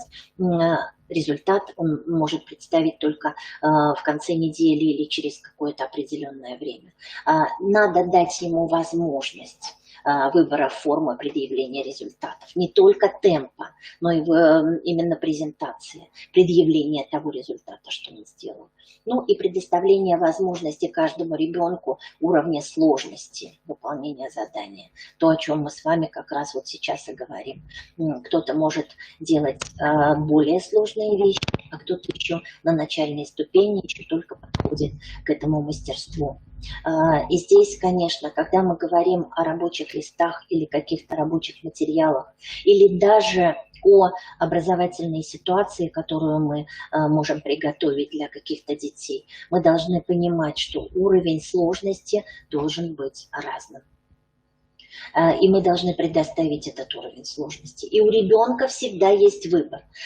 И вот я вам сказала, что кто-то из детей чаще всего выбирает, вот у него получился один, например, рабочий лист, одно задание на этом рабочем листе, он будет его брать вот много-много-много дней. Нужно ли прерывать этот процесс? Вот здесь вопрос очень сложный. Опять-таки он зависит от того, как вы наблюдаете за ним. Кому-то из детей повторять нужно не месяц, а может быть даже 2. а кому-то нужно меньший срок. А кто-то зацикливается на каком-то определенном этапе и боится. Вот здесь без наблюдения никуда не деться. И наблюдение только даст нам возможность ответить на этот вопрос, что нам делать дальше и каким образом нам поступать с данным ребенком. То ли дать возможность и вместе с ним освоить следующее задание, то ли еще дать ему время, именно как раз выбора темпа работы, для того, чтобы понять, что вот в течение какого-то пытается освоить то, с чем он работает. Вот здесь как раз не торопитесь. Ну и дальше давайте посмотрим по предметно-пространственной среде, что это такое. И опять-таки мы в первую очередь сталкиваемся с пространством, с условиями, с тем пространством, которое мы готовим для детей. Дальше идет охрана, укрепление физического, психического и эмоционального благополучия. Здесь мы как раз нацелены опять на то, чтобы здесь все вот эти задачи были решены. Потому что среда, и вы видите ниже, как раз должна быть социально насыщенная, содержательно насыщенная, трансформируемая, полифункциональная, доступная и безопасная. Вот эти все, вот это все должно быть обязательно соблюдено при организации пространства. И следующая задача – это максимальная реализация образовательного потенциала пространства, именно образовательной организации. Потому что многие считают, что группой заканчивается все то развивающее пространство, которое воздействует на ребенка. Не тут-то было. Мы ходим по коридорам, мы ходим на какие-то определенные занятия, мы ходим к специалистам на занятия, мы идем по детскому саду. И пространство детского сада тоже должно отвечать за развитие ребенка. И здесь вот как раз вот эти короткие промежутки времени тоже не должны у нас пропадать впустую. Они не должны уходить в пустоту. Они должны тоже работать на развитие каждого ребенка, на интерес, на инициативу. Если ребенка вытаскиваем из погружения, то здесь как раз, когда мы куда-то отправляемся на какое-то занятие, естественно, он должен подкреплять еще этот свой интерес, потому что его вот, ну, просто вот он еще там, в этом процессе, а он уже идет. Он идет, и если вот эти пустые стены, то, приходя на какое-то мероприятие, на физкультуру или музыкальное занятие, он либо погружаться должен в свое дело, либо же он должен все-таки каким-то образом успеть перенастроиться. А успеть перенастроиться, это значит, его постепенно будет перенастраивать та среда, по которой он идет. А это говорит о чем? О как раз той реализации пространства детского сада, о которой мы говорим. Холлы. Используйте, пожалуйста, холлы для того, чтобы за территорией группы дети могли играть, могли познавать, могли действовать. И здесь опять-таки, если мы понимаем, что группа у нас не на карантине, мы можем использовать эти пространства. Мы можем использовать пространства наших дополнительных каких-то помещений, которые у нас определяются как, например, русская изба или какие-то пещеры соляные или еще какие-то, может быть, помещения музея или каких-то других, которые не всегда используются. Используйте каждый подлестничные вот эти пролеты, но так, чтобы это было безопасно, но так, чтобы это было интересно для ребенка. Развивайте инициативу, создавайте условия для этого. Если даже мы понимаем, что вот мы поставили 2 стульчика и завесили какой-то тканью, то мы тут же понимаем и сразу встречаем вопрос. Либо удивленные глаза, либо вопрос. Вопрос ребенка, а что это, а зачем это? Вот условия, которые дают возможность проснуться детской инициативе и задать вопросы. Вовлекайте родителей, открытость вашей среды, открытость вашей группы, она сработает как раз на тот интерес, когда родители понимают, зачем они могут прийти в группу. И могут ли прийти туда. Зачем они могут принести материал, будет ли он убран в какую-то коробку, в дальнюю, и не будет лежать мертвым грузом, или он будет работать на его же ребенка. И он будет наблюдать и смотреть, и получать уже результат в своем темпе. Ну и, естественно, построение той образовательной деятельности на основе взаимного уважения друг друга, на основе того тесного взаимодействия, когда мы понимаем, что мы принимаем того, кто слабее, того, кто, наоборот, бежит впереди паровоза. И вот здесь среда в этом тоже помогает. Она мотивирует детей. Если ребенок выбирает, вот, как я уже говорила вам не раз, выбирает менее сложное задание и часто выбирает его, но он смотрит, как ребенок рядом сидящий выбирает более сложное задание, и это мотивирует его в конечном итоге попробовать, взять, принять, и, может быть, даже обратиться за помощью к тому, кто может, кто уже готовит, уже выполнил данное задание. И здесь мы еще говорим о создании тех равных условий, с чего мы как раз начали наше занятие. Вот равные условия для всех. И тот ребенок, который уже абсолютно спокойно выполняет все, например, те задания, которые у вас приготовлены в развивающей среде, и он вроде бы уже все знает, но он может выбрать на сегодняшний день какой-то самое несложное задание, самый простой рабочий лист, и его дополнить. А может быть, предложить какому-то ребенку свою помощь в качестве учителя. Вот здесь как раз те условия разные дают возможность каждому ребенку выбрать и проявить свою собственную инициативу.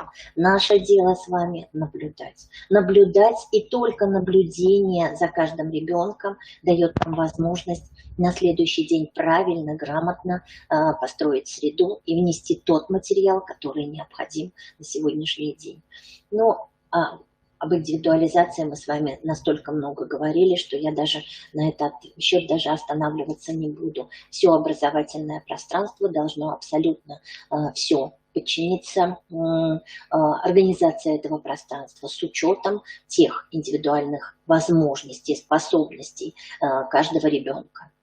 Ну и сейчас давайте посмотрим все-таки на принцип построения развивающей среды. И один из принципов – материалы по той выработанной стратегии маршрута индивидуального развития. Мы говорим именно об этом. Мы говорим о тех стратегиях, которые мы разрабатываем, решая индивидуальные задачи каждого. И вот тот материал, он должен соответствовать. И если этот материал даже не вписывается в возрастную группу, если он не вписывается даже, скажем так, в проектную деятельность, он должен быть предоставлен тому ребенку, который на сегодняшний день, которого мы ориентируем, и либо с ним индивидуально занимаемся. Дальше материалы, которые у нас подбираются по результатам наблюдения. О чем мы с вами говорили. Если мы наблюдаем и смотрим, насколько захватило, насколько интересно какой-то материал или какая-то захватила интересная ситуация, то мы, естественно, этот материал насыщаем еще более глубоко для того, чтобы развить инициативу и для того, чтобы способности вытащить у ребенка. Естественно, это не за один раз можно увидеть. Способности очень сложно определяются. Сегодня способности одни, сегодня ребенок заинтересован одним, завтра он уже забыл, завтра он занимается совсем другим. Способность ли это? Она способность, но не та способность, а скорее всего его сильная сторона, либо его интерес. А способность – это вот то качество, которое остается у него на долгие годы, и если его развивать и поддерживать, то он, скажем так, развивается как дар. И потом по жизни превращается в профессию. Это очень сложный процесс. Но тем не менее, любая способность, она двигатель детского развития. И дальше мы останавливаемся на проектной деятельности. Дети нам по своей инициативе заявляют свой интерес, что бы они хотели узнать, который выражается у нас через паутинку, которую они заполняют вместе с родителями, вместе с педагогом и со специалистами в лучшем случае. И модель 3 вопросов, где, естественно, мы прогнозируем с детьми и планируем поэтапно, что мы хотим сделать, о чем мы хотим узнать. Это вот тот материал, который мы с помощью детей пытаемся внедрить и внедряем в развивающую среду.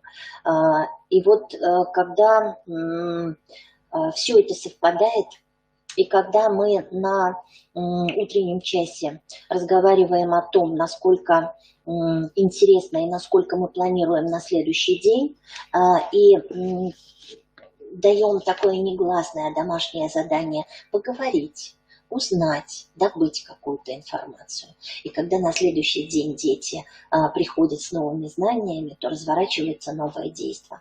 А вы готовы предоставить новый материал. А тот материал, который принесли дети, он может рассматриваться уже либо как уже пройденный материал, либо как новый, очень интересный, который дает новый толчок, новый мотиватор, новый импульс к познанию чего-то нового. И, естественно, если у ребенка родители нашли эту информацию, поделились, или они вместе с ребенком нашли эту информацию, если у них еще и присутствуют книги, иллюстративный материал или какие-то пособия или оборудование, то это вообще просто предел мечтаний. И они, естественно, приносят, это ребенок рассказывает о том, что он узнал, что он интересного нашел с мамой и с папой. Это вот как раз тот материал, который дает возможность детям вспыхнуть своей собственной инициативой, развить свое творческое воображение, понять или приведет их к чему-то очень интересному и новому. А может и заглохнуть. Это тоже может быть, потому что он может быть либо сложным, либо не вызывающим какого-то определенного очень взрывного интереса. Но, тем не менее, интересы детей к исследовательской деятельности.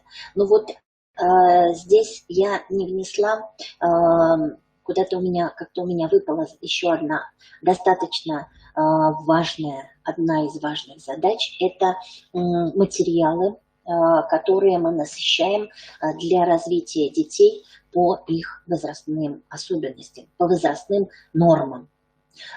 Эти задачи и этот материал как раз он является основополагающим. Такой материал он как раз дает возможность добыть те знания, которых еще нет, обосновать, закрепить и попробовать проэкспериментировать с тем материалом, который еще неизведан и который еще требует какого-то осознания. Это именно возрастные нормы. Возрастные нормы сейчас настолько устарели, что я думаю, что каждый, наблюдая за своими детьми, за общими тенденциями своей группы и за общим развитием всех детей, он может сформировать еще и свои дополнения к этим возрастным нормам. И здесь я так думаю, что как раз очень интересно воспитателю задумываться над тем, что же, чего же не знают дети и что же уже освоено. Потому что многие вот говорят, когда насыщают среду, вот мы, у нас в этом году по математическим представлениям вот 1, 2, 3, 4 задачи, я их все выполню. А еще, извините, ноябрь месяц или декабрь. Задаю вопрос, а что же вы будете делать дальше? И вот здесь воспитатель становится в ступор. Я не знаю, что дальше делать. Они это все уже делать умеют. Вот ответьте, пожалуйста, себе на этот вопрос. Что же делать дальше? Вот здесь как раз, мне кажется, и нужно включить свои собственные результаты наблюдения за детьми. Что же они вам подскажут делать? Если вы понимаете, что возрастные нормы уже старые, которые были ориентированы еще на 90-е годы, когда были внесены дополнения в нормы 60-х годов, они уже устарели, потому что сейчас на дворе 21 год, 21 век, и, естественно, мы уже думаем новыми категориями. У нас уже перед нами новые задачи. Дети рождаются уже совершенно другие, с новыми возможностями, с новыми потенциалами. Поэтому здесь вот ориентироваться только на возрастные особенности, конечно, нельзя. Давайте смотреть, наблюдать, и тогда мы найдем ответ от самих же самых детей, от их родителей, от специалистов, которые готовы тоже реализовывать все эти задачи. Ну, а безусловно, те исследования и те интересы, которые проявляют дети, как раз вот дадут нам ответ на данные вопросы. Этапы развития детей, именно на все этапы развития детей. Нужно ли это? Или мы только говорим об этапах развития именно данной возрастной группы? Давайте ориентироваться на именно возрастные, на этапы развития ребенка именно этого возраста, который у вас сейчас на сегодняшний день. Подбираем игровые ситуации. Что значит подбираем, что значит готовим? Если мы говорим о сюжетно-ролевой игре, то у нас, как правило, всегда стоят чайные приборы, есть диван, есть куклы, есть какие-то интересные, там, может быть, игровые пособия, есть муляжи. Что же еще туда можно подобрать? Вот здесь как раз вопрос, что мы дальше будем делать. Как нам дальше насыщать и развивать среду? Именно через игровые ситуации. Если мы говорим о обучающем процессе для каких-то детей индивидуально, да, и которым мы делаем презентацию этих игровых ситуаций на групповом сборе или утреннем часе, то здесь как раз это одна история. Если мы говорим вообще об игровых ситуациях, то здесь мы думаем, что еще поставить или каким образом насытить материал в игровой ситуации для того, чтобы оно заинтересовало детей. Можно ли, например, в центр сюжетно-ролевой игры перенести материал из центра математики? Можно. Можно ли из речи перенести? Можно. Только вот опять-таки нужно понимать, что вы хотите, с какой это целью. Ну и, конечно, событийность. Событийность, отражение событийности, оно должно быть по центрам активности. Это нравственная основа. А у школы у нас сейчас программа воспитания выделена и отделена от нашей образовательной программы, то здесь как раз эта событийность имеет своей задачей развитие нравственного потенциала, гордости, нравственных позиций. То есть вот здесь тот материал, который тоже имеет место быть. Ну и опять-таки, тот бросовый материал, о котором мы говорим, которые могут делать, который может заинтересовать ребенка, и он из этого бросового материала, он из этого бытового материала может сделать какую-то интересную игрушку, игру или какую-то атрибутику. Вот это тоже очень важно, потому как на сегодняшний день это та палочка-выручалочка, которая дает нам возможность быть все время, делать нашу среду трансформируемой и разнообразной, и часто сменяемой. Вот здесь посмотрите, пожалуйста, та развивающая среда, которая представлена здесь. Вот как вы думаете, что это за среда и для какого возраста она рассчитана? Я думаю, что на сегодняшний день, наверное, никого не удивлю, и все прекрасно для себя ответили на этот вопрос. Это среда на группу раннего возраста. Яркая, а где-то даже очень перенасыщенная, где все и все, но, опять-таки, посмотрите, пожалуйста, внимательно, что можно убрать, что можно оставить, что можно заменить, а что можно, наоборот, раскрыть или развернуть. На эти вопросы может ответить каждый сам себе. И каждый ответ будет для него верным. Нет единого алгоритма и нет единой структуры, которая бы отвечала для каждого педагога на всех возрастных, даже вот на ту же группу раннего возраста. Каждый смотрит за своими детьми. Есть дети, и группа подбирается малоподвижная, есть подбирается, наоборот, гиперактивная. Есть детки, которые увлеченные, есть детки, которые очень длительно адаптируемые. То есть вот здесь опять-таки самый важный процесс – это наблюдение и адаптация изначально. И тогда вся среда будет нацелена на их развитие. Сейчас пойдет ряд неких зарисовок, неких фотографий, где вы можете посмотреть, где вы можете сами для себя сделать какие-то определенные выводы. А сейчас мы смотрим на организацию образовательной деятельности, которую мы сейчас смотрим вскользь. Следующее занятие у нас будет форма методы организации образовательной деятельности по программе вдохновения. А сегодня мы только вскользь говорим о том, что же это у нас за организация. Это в первую очередь коммуникация. Когда мы говорим, общаемся, спрашиваем, отвечаем, организовываем, каким-то образом организовываемся. Это социально-эмоциональное развитие. Социально-эмоциональное развитие, что предполагает у нас?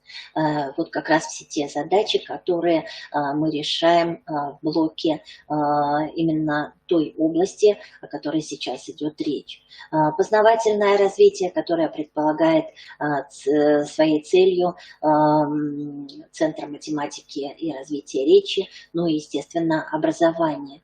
Индивидуализация – это как раз организация образовательной среды с учетом индивидуальных способностей, возможностей каждого ребенка. И организация образовательного пространства, о которой мы сегодня очень много с вами говорили. Вот эти задачи, они как раз являются основополагающими для организации образовательной деятельности. Вот здесь вы как раз сможете посмотреть на то, как же у вас организовано пространство и как у вас организованы условия. Условия и не только из оборудования, но и из материала. Вот по данным критериям. И дальше примеры организации той образовательной деятельности. Они могут быть и в простых режимных моментах, и в повседневной жизни ребенка. В форме занятий, проектов и особых каких-то событий. Это могут быть конкурсы, это могут быть комплексные занятия, это могут быть определенного рода Марина Владимировна, да, я прошу прощения, у нас осталось полчаса, поэтому, конечно, очень бы хотелось послушать наши детские сады, которые готовились, и они ждут, когда они выйдут, потому что уже 14:20. Поэтому можно, да, как-то вот теоретическую часть вам закончить и передать слово нашим коллегам. Хорошо? Хорошо. Да. Хорошо, у меня тут совсем немножко, но да, мы давайте продолжим тогда наш разговор, когда мы будем говорить о формах и методах на следующем занятии. Просто обоснуем это все, закончим. А сейчас я бы хотела предоставить слово нашим участникам сегодняшнего занятия. И детский сад номер 11 города Печоры, Золушка, который поделится с нами тем, как они формируют и как они насыщают образовательную среду, развивающую среду, какими материалами и какими принципами они пользуются. Пожалуйста, Ирина Станиславовна, Елена Львовна, Мария Степановна, подключитесь, пожалуйста. Здравствуйте, Ирина Станиславовна. Слышно? Да, я ухожу. Здравствуйте, уважаемые коллеги. Мы рады всех приветствовать, всех вдохновенцев Республики Коми, и не только нашей республики. Мы все с вами, уважаемые коллеги, часто употребляем такое выражение, как «среда – наш третий педагог». Это, конечно, верно. Вот мы сегодня решили показать вам, как выстраивается работа по формированию этого третьего педагога в нашем дошкольном учреждении. Мы понимаем, что все, что находится в детском саду, в групповом помещении, на территории детского сада, оно должно работать на развитие ребенка. И, конечно, оно должно помогать обеспечить те необходимые условия для раскрытия потенциала каждого, для того, чтобы ребенок смог быть успешен в своей самостоятельной деятельности, совместной деятельности со сверстниками, со взрослыми.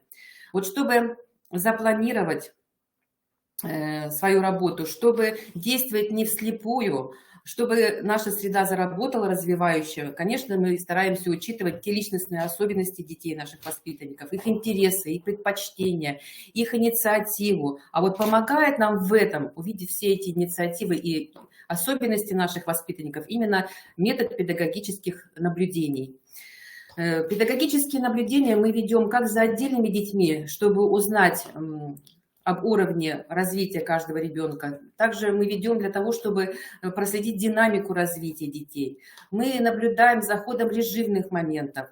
И, конечно, мы наблюдаем за тем, как используется помещения, центры активности, как используют материалы в центрах активности наши воспитанники, для того, чтобы понять, насколько им удобно в этих центрах, насколько востребованы те материалы, которыми мы наполняем эти центры активности.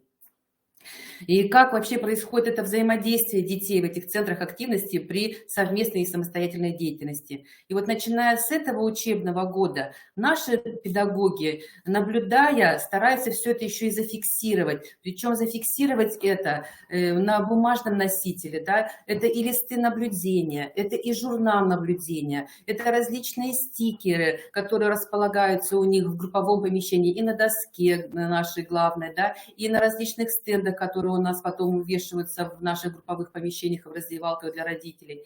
То есть мы стараемся как можно больше зафиксировать всего, что мы видим у наших воспитанников.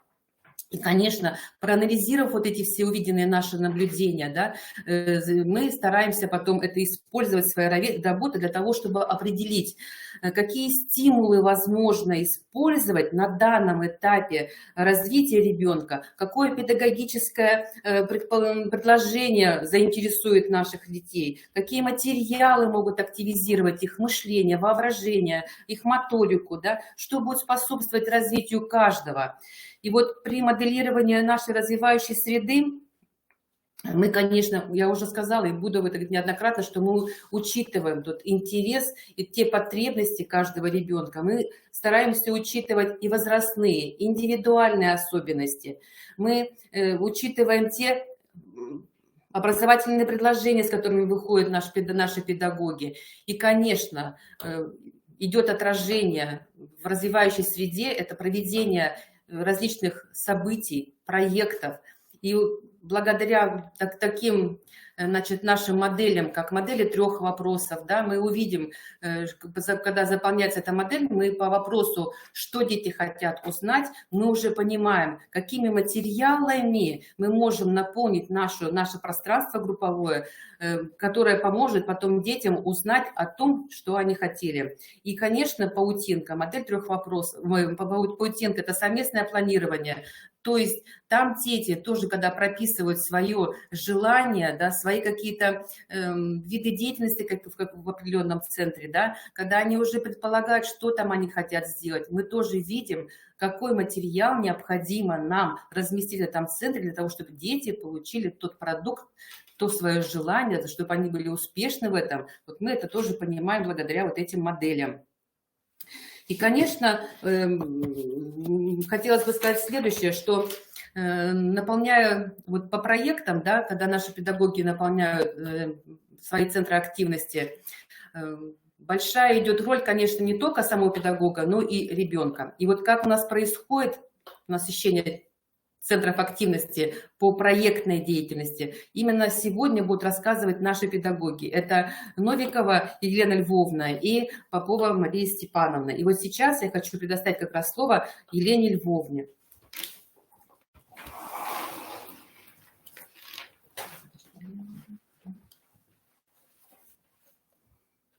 Секундочку.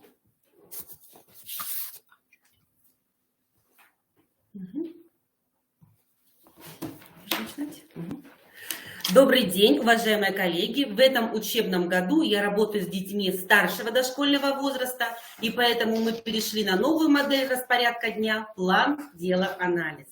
Наши детские советы продолжаются. Сегодня я представлю вашему вниманию проект «Цирк» и постараюсь показать, как происходит насыщение развивающей среды в ходе реализации проекта. Как же он у нас возник? Получилось так. Лера пришла в группу с билетом от циркового представления. Она с восторгом показывала всем билет и делилась впечатлениями. На утреннем совете во время обмена новостями Лера опять всем сообщила про свой поход в цирк. Дети сразу стали вспоминать свои смешные истории, связанные с посещением цирка. Я задала вопрос детям, а хотели бы они выбрать эту тему для своих интересных дел? Сомнений не оставалось. Дети выбрали тему проекта «Цирк». Мы с ребятами составили модель 3 вопросов. Дети рассказали мне, что они знают о цирке, что хотели бы узнать и как они собираются это сделать. А я же, в свою очередь, просмотрела карты развития, определила педагогические задачи, продумала наполнение центров активности различными материалами и заданиями. Например, в центре «Разноцветная радуга» был подготовлен материал, который направлен на развитие умения рисовать сложные, насыщенные деталями изображения, которые отчетливо передают форму предмета. Это были материалы, с помощью которых ребята смогли бы изобразить различных клоунов, а также картинки и раскраски на тему цирк.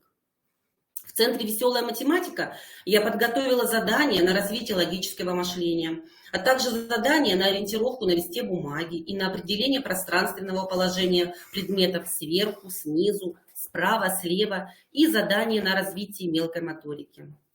В центр экспериментирования, исходя из запросов детей, а они хотели узнать, как делать фокусы, я подготовила материалы для фокусов. Тут главной педагогической задачей было закрепить умение детей работать последовательно по схеме, работать в команде и договариваться. На наш детский совет была приглашена учитель-логопед со своим образовательным предложением. Она предложила детям поработать в речевом центре. Утро понедельника. Наш детский совет начался с новой забавной речевой игры «Веселый клоун». Затем я обратилась к детям с вопросом, а не передумали ли они заниматься интересными делами по выбранной теме цирк? Ребята ответили, что не передумали и с нетерпением этого ждут. Оказалось, за выходные дни Артем подготовил сюрприз для ребят. Они с мамой сделали заготовки для клоунских колпачков. Это была их идея. Ребятам эта идея очень понравилась, и уже позже в центре Самоделкина сделали с Артемом яркие колпачки. Предлагаю посмотреть коротенькое видео.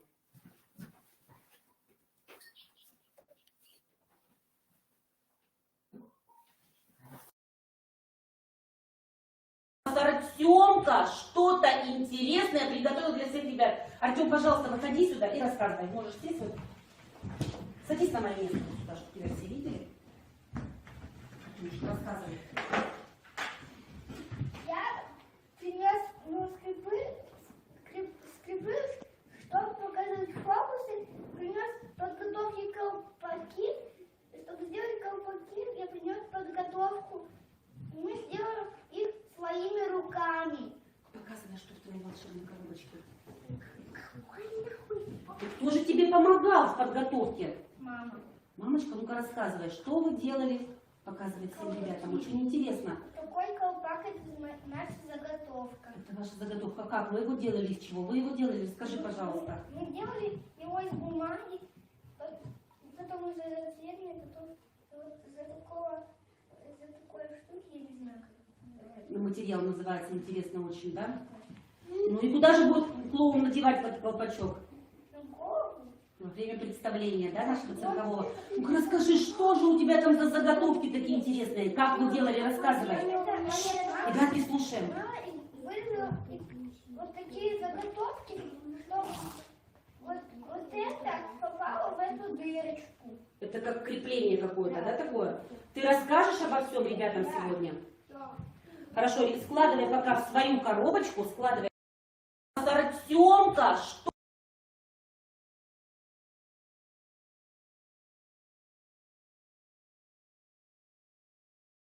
К совместному планированию. Прошу прощения, на детском совете мы вернулись к модели 3 вопросов и еще раз вспомнили, что хотели узнать, и только после этого приступили к совместному планированию, заполнению плана паутинки. Дети стали предлагать, что бы они хотели сделать в разных центрах по теме цирк. Я презентовала центры, рассказала, что нового их ждет в центрах по этой теме, не предлагая, что из этого можно сделать. Об этом и о том, как мои ребята работали в центрах, и о подведении итогов вы увидите в небольшом видеофрагменте.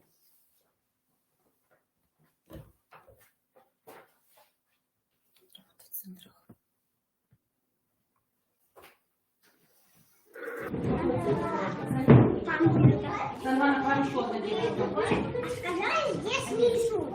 А какого?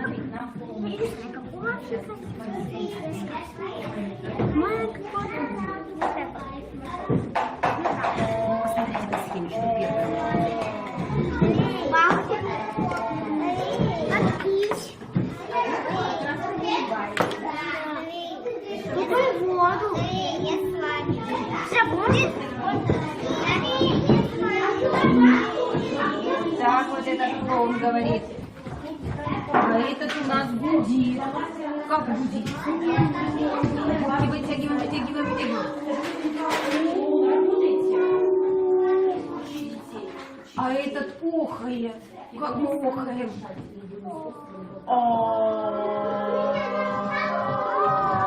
Вот так. Вот наши клоуны.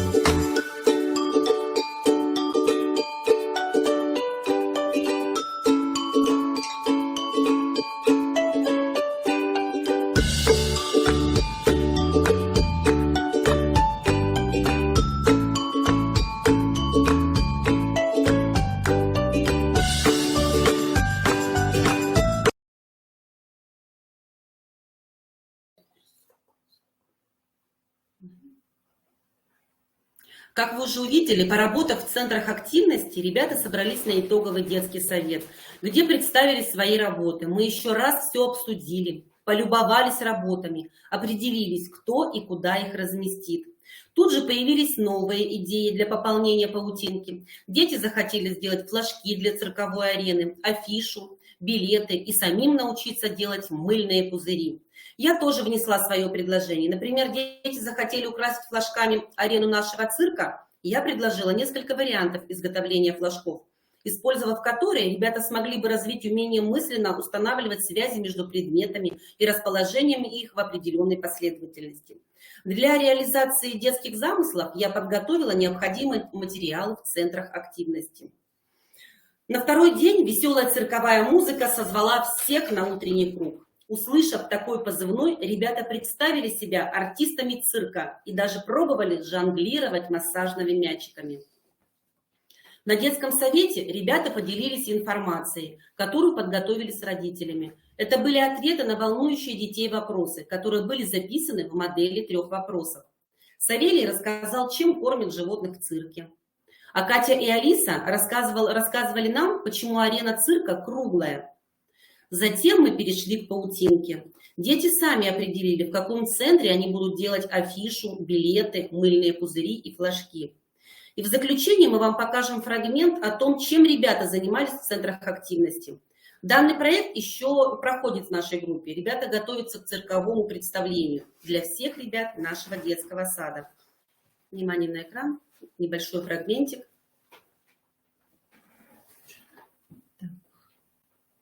Нет. День.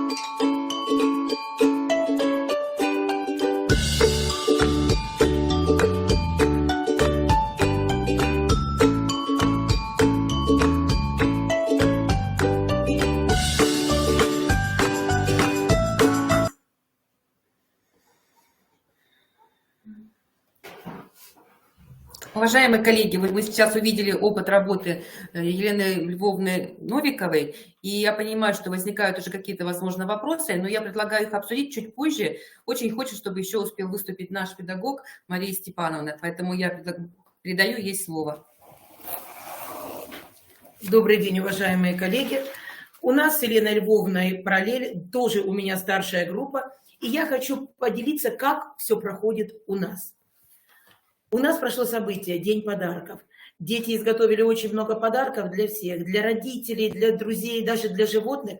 Но самые большие впечатления они получили от того, что сделали игру для всех детей. Игра называлась «Найди отражение». Дети повесили ее на лестничной клетке и еще несколько дней делились впечатлениями, особенно когда замечали, что в эту игру играет кто-нибудь из наших соседей. Но вот когда подошло время к выбору темы, нового события, ребята почему-то предложили тему «Животные». Я сразу стала заполнять с ними модель 3 вопросов, и что же получилось? Все, что дети знают о животных, они мне сказали. А вот когда речь дошла, когда мы перешли к вопросу, что мы хотим узнать, я, заполняя, увидела, что все детские вопросы именно о том, как сделать игру, как создать игру. Дети сами выводили меня на создание игры. Но так как все-таки тема была предложена самими детьми, принята ими, напомню, тема «Животные», сначала дети пошли и развернули деятельность именно по этой теме. Они выбрали книги для книжной полки, заселили пластилиновых животных в их любимый стеллаж-домик, который находится у нас в приемной. Они рисовали, мастерили, лепили. А я наблюдала и фиксировала для себя эти наблюдения. И еще, я посмотрела карты развития после нашего разговора с детьми, чтобы понять, с какими предложениями, с какими педагогическими идеями я смогу сама прийти к детям, что мне необходимо сделать в процессе деятельности. Это все происходило вечером. А вот утром Вова принес картинку фирмы. И это было именно то, что окончательно перетянуло детский интерес на себя. Тема стала более узко прописана, и дети обозначили ее как создание игры «Ферма». Вернее, тема «Игра ферма». С детьми мы заполнили паутинку. Дети сказали, что они хотели бы для этой игры сделать в каждом из центров. Я все приняла и отметила для себя, какими материалами я должна наполнить центры, чтобы дети смогли эту игру сделать. Мне пришлось брать некоторый материал, который редко используется, например, глину, солому, сено, ветки. И именно этот материал я внесла для этой темы, для этой игры, для того, чтобы дети смогли воплотить свои замыслы. Когда дети разошлись по центрам и стали заниматься запланированными делами, я как педагог стала наблюдать, чем они занимаются на данном этапе. И стала все записывать и вешать стикеры. И именно в процессе наблюдения я заметила, что вот возникла та ситуация, когда я как педагог могу решить свои педагогические задачи, подключившись к непосредственно детской деятельности. Я прошу внимания видео, и после него я прокомментирую.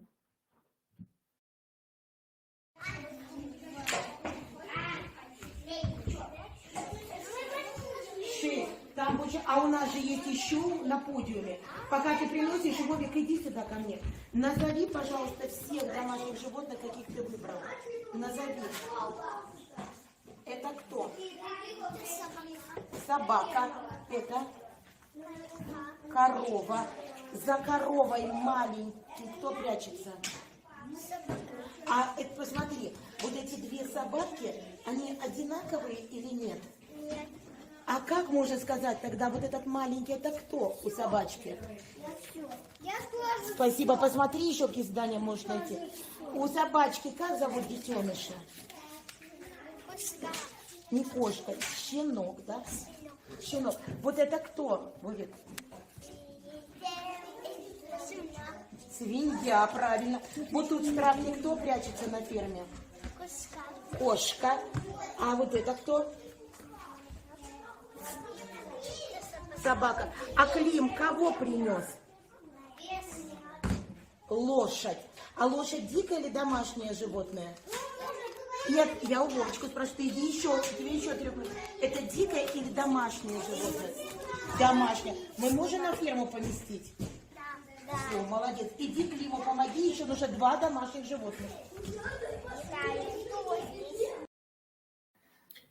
Вот это ребенок с особенностями здоровья. И у нас с логопедом было обговорено, рекомендовано, что как раз именно сейчас дать упор на цвета и домашние животные. И вот этот момент я нашла, и не нарушая детской деятельности, детской игры, подключилась со своей педагогической задачей. У нас есть еще одна девочка. Я держу на карандаше, что у нее... Но тоже особенности здоровья, что у него не сформировано умение нахождения большого, маленького, сравнения 2 предметов. И снова появился момент, когда я педагог смогла это решить. Причем решить с помощью другого ребенка. Вот она, эта ситуация.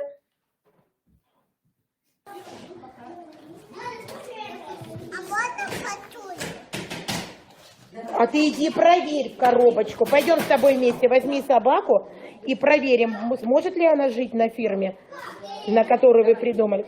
Клим, помогите, пожалуйста, проверить Ксюше, поместится вот эта собака на ферму или ей надо сделать другой выбор? Попробуй, Ксюш. Нормально? Оставляем эту собаку? Только здесь будет мало места. Домик? А влезет у нас в домике такая собака? Надо немножко поменьше. Ксюш, поменьше Клим тебе советует найти. Я тоже так думаю. Молодец. Что вы делаете? Я делаю листики. Я думаю, тебе надо взять дощечку для лепки. А ты взял? Делай, пожалуйста, на дощечке.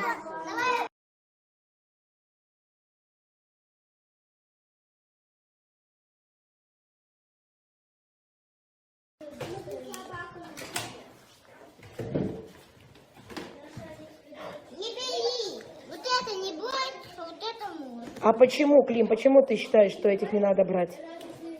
Объясни, Ксюша. Потому что, смотрите, они большие, туда повесится только один кабан. Потому что если здесь еще будет 15, то будет здесь никак уже не пойти.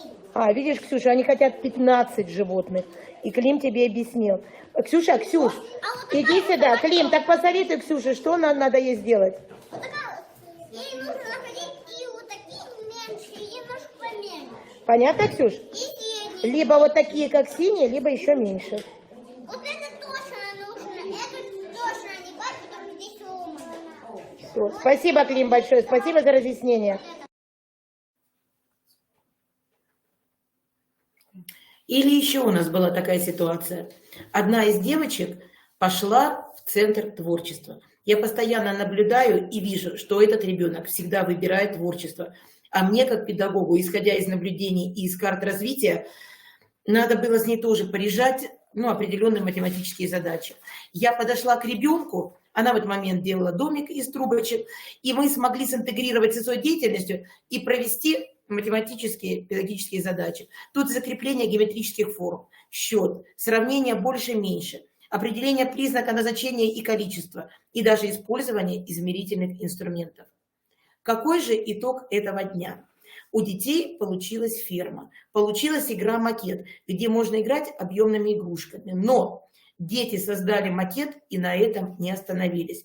Их настолько захватило создание игр, плюс они постоянно озвучивали желание сделать еще игры по принципу той первой «найди отражение», что это вылилось в создание на следующий день еще одной игры.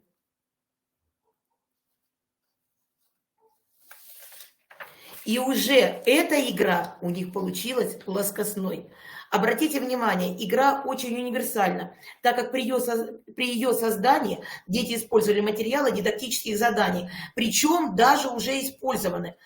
И, конечно, свои рисунки. В эту игру можно играть не просто самостоятельно, но и, опять же, решать определенные педагогические задачи уже в совместной моей игре с ребенком. И в заключение. В своей работе я пользуюсь картами развития, провожу педагогические наблюдения. И это мне очень помогает выявить индивидуальные особенности, увидеть возрастные особенности, увидеть возрастные возможности и заметить инициативу и интерес каждого ребенка.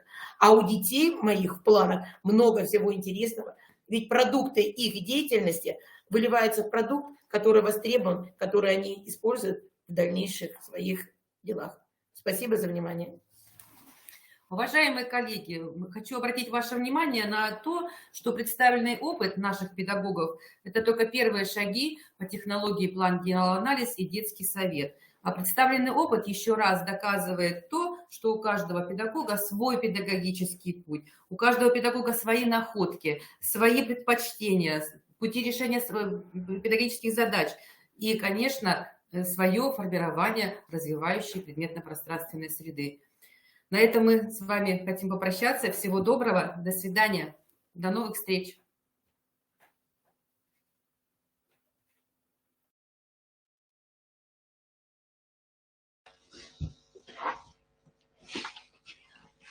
Коллеги, огромное вам спасибо. Я настолько увлеклась, что даже забыла о том, что надо подключиться вовремя. Очень замечательный опыт, особенно когда ты видел год тому назад именно этих же педагогов в другом виде деятельности и с меньшими детками. Как же быстро растут у вас, Мария Степановна и Елена Львовна, дети. Были средняя группа, еще совсем маленькие, а теперь уже вот такие вот большие дети. Замечательно, спасибо вам огромное. Вы использовали все принципы. Теперь все советы, которые давала, я все вижу. И использовали все, и наблюдение, и по возрастным нормам задачи вы все помните и используете. И, естественно, конечно, очень хотелось бы, чтобы вы на следующем нашем занятии еще показали нам формы, методы и приемы, потому что у вас настолько интересно и у Елены Львовны, и у Марии Степановны, и в прошлом году было очень много различных мероприятий, где было разнообразие вот этих методов и форм образовательной деятельности, именно организации образовательной деятельности.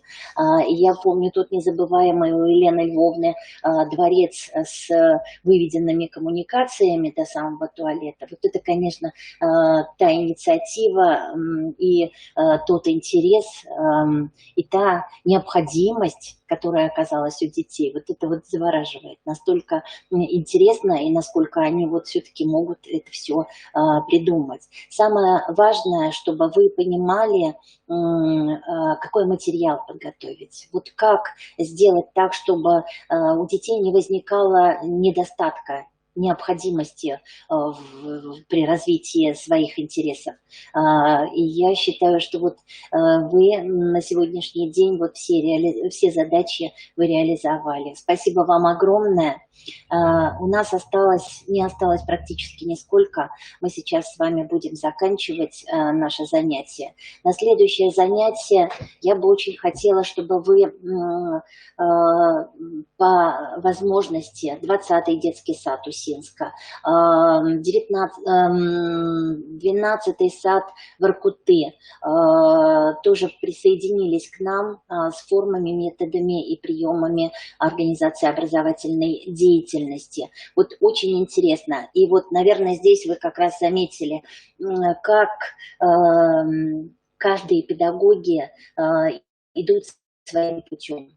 Как насыщение происходит. Вроде бы все одинаково, вроде бы все по тем же самым одинаковым принципам используется, но как по-разному детки уводят через свой интерес воспитателей в разные стороны. И как воспитатель поддерживает этот интерес, насколько интересно и дает возможность все-таки именно творить. И я смотрю, Клим настолько завороженно опять-таки работает, но уже без скотча, уже, наверное, остыл от скотча, и смотрю, использует уже другие материалы. Коллеги, огромное спасибо. Сейчас очень бы хотелось, если бы вы в чате задавали какие-то вопросы, если вы как таковые есть. Сейчас у нас есть еще 2 минутки. Давайте мы готовы будем.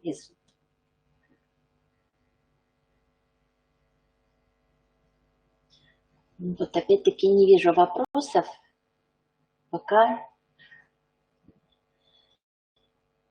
Мария Степановна, Елена Львовна, огромное вам спасибо за представленный опыт, и жду еще ваших работ, потому что, до такой степени интересно, я проживаю вместе с вами все эти работы и все результаты ваших малышей. Коллеги, если вопросов нет, давайте мы простимся с вами до следующего занятия. На следующем занятии мы обобщим то, что мы сегодня с вами увидели, то, что мы сегодня с вами посмотрели, и на следующий раз у нас формы, методы организации образовательной деятельности. Все, всего вам доброго, до свидания.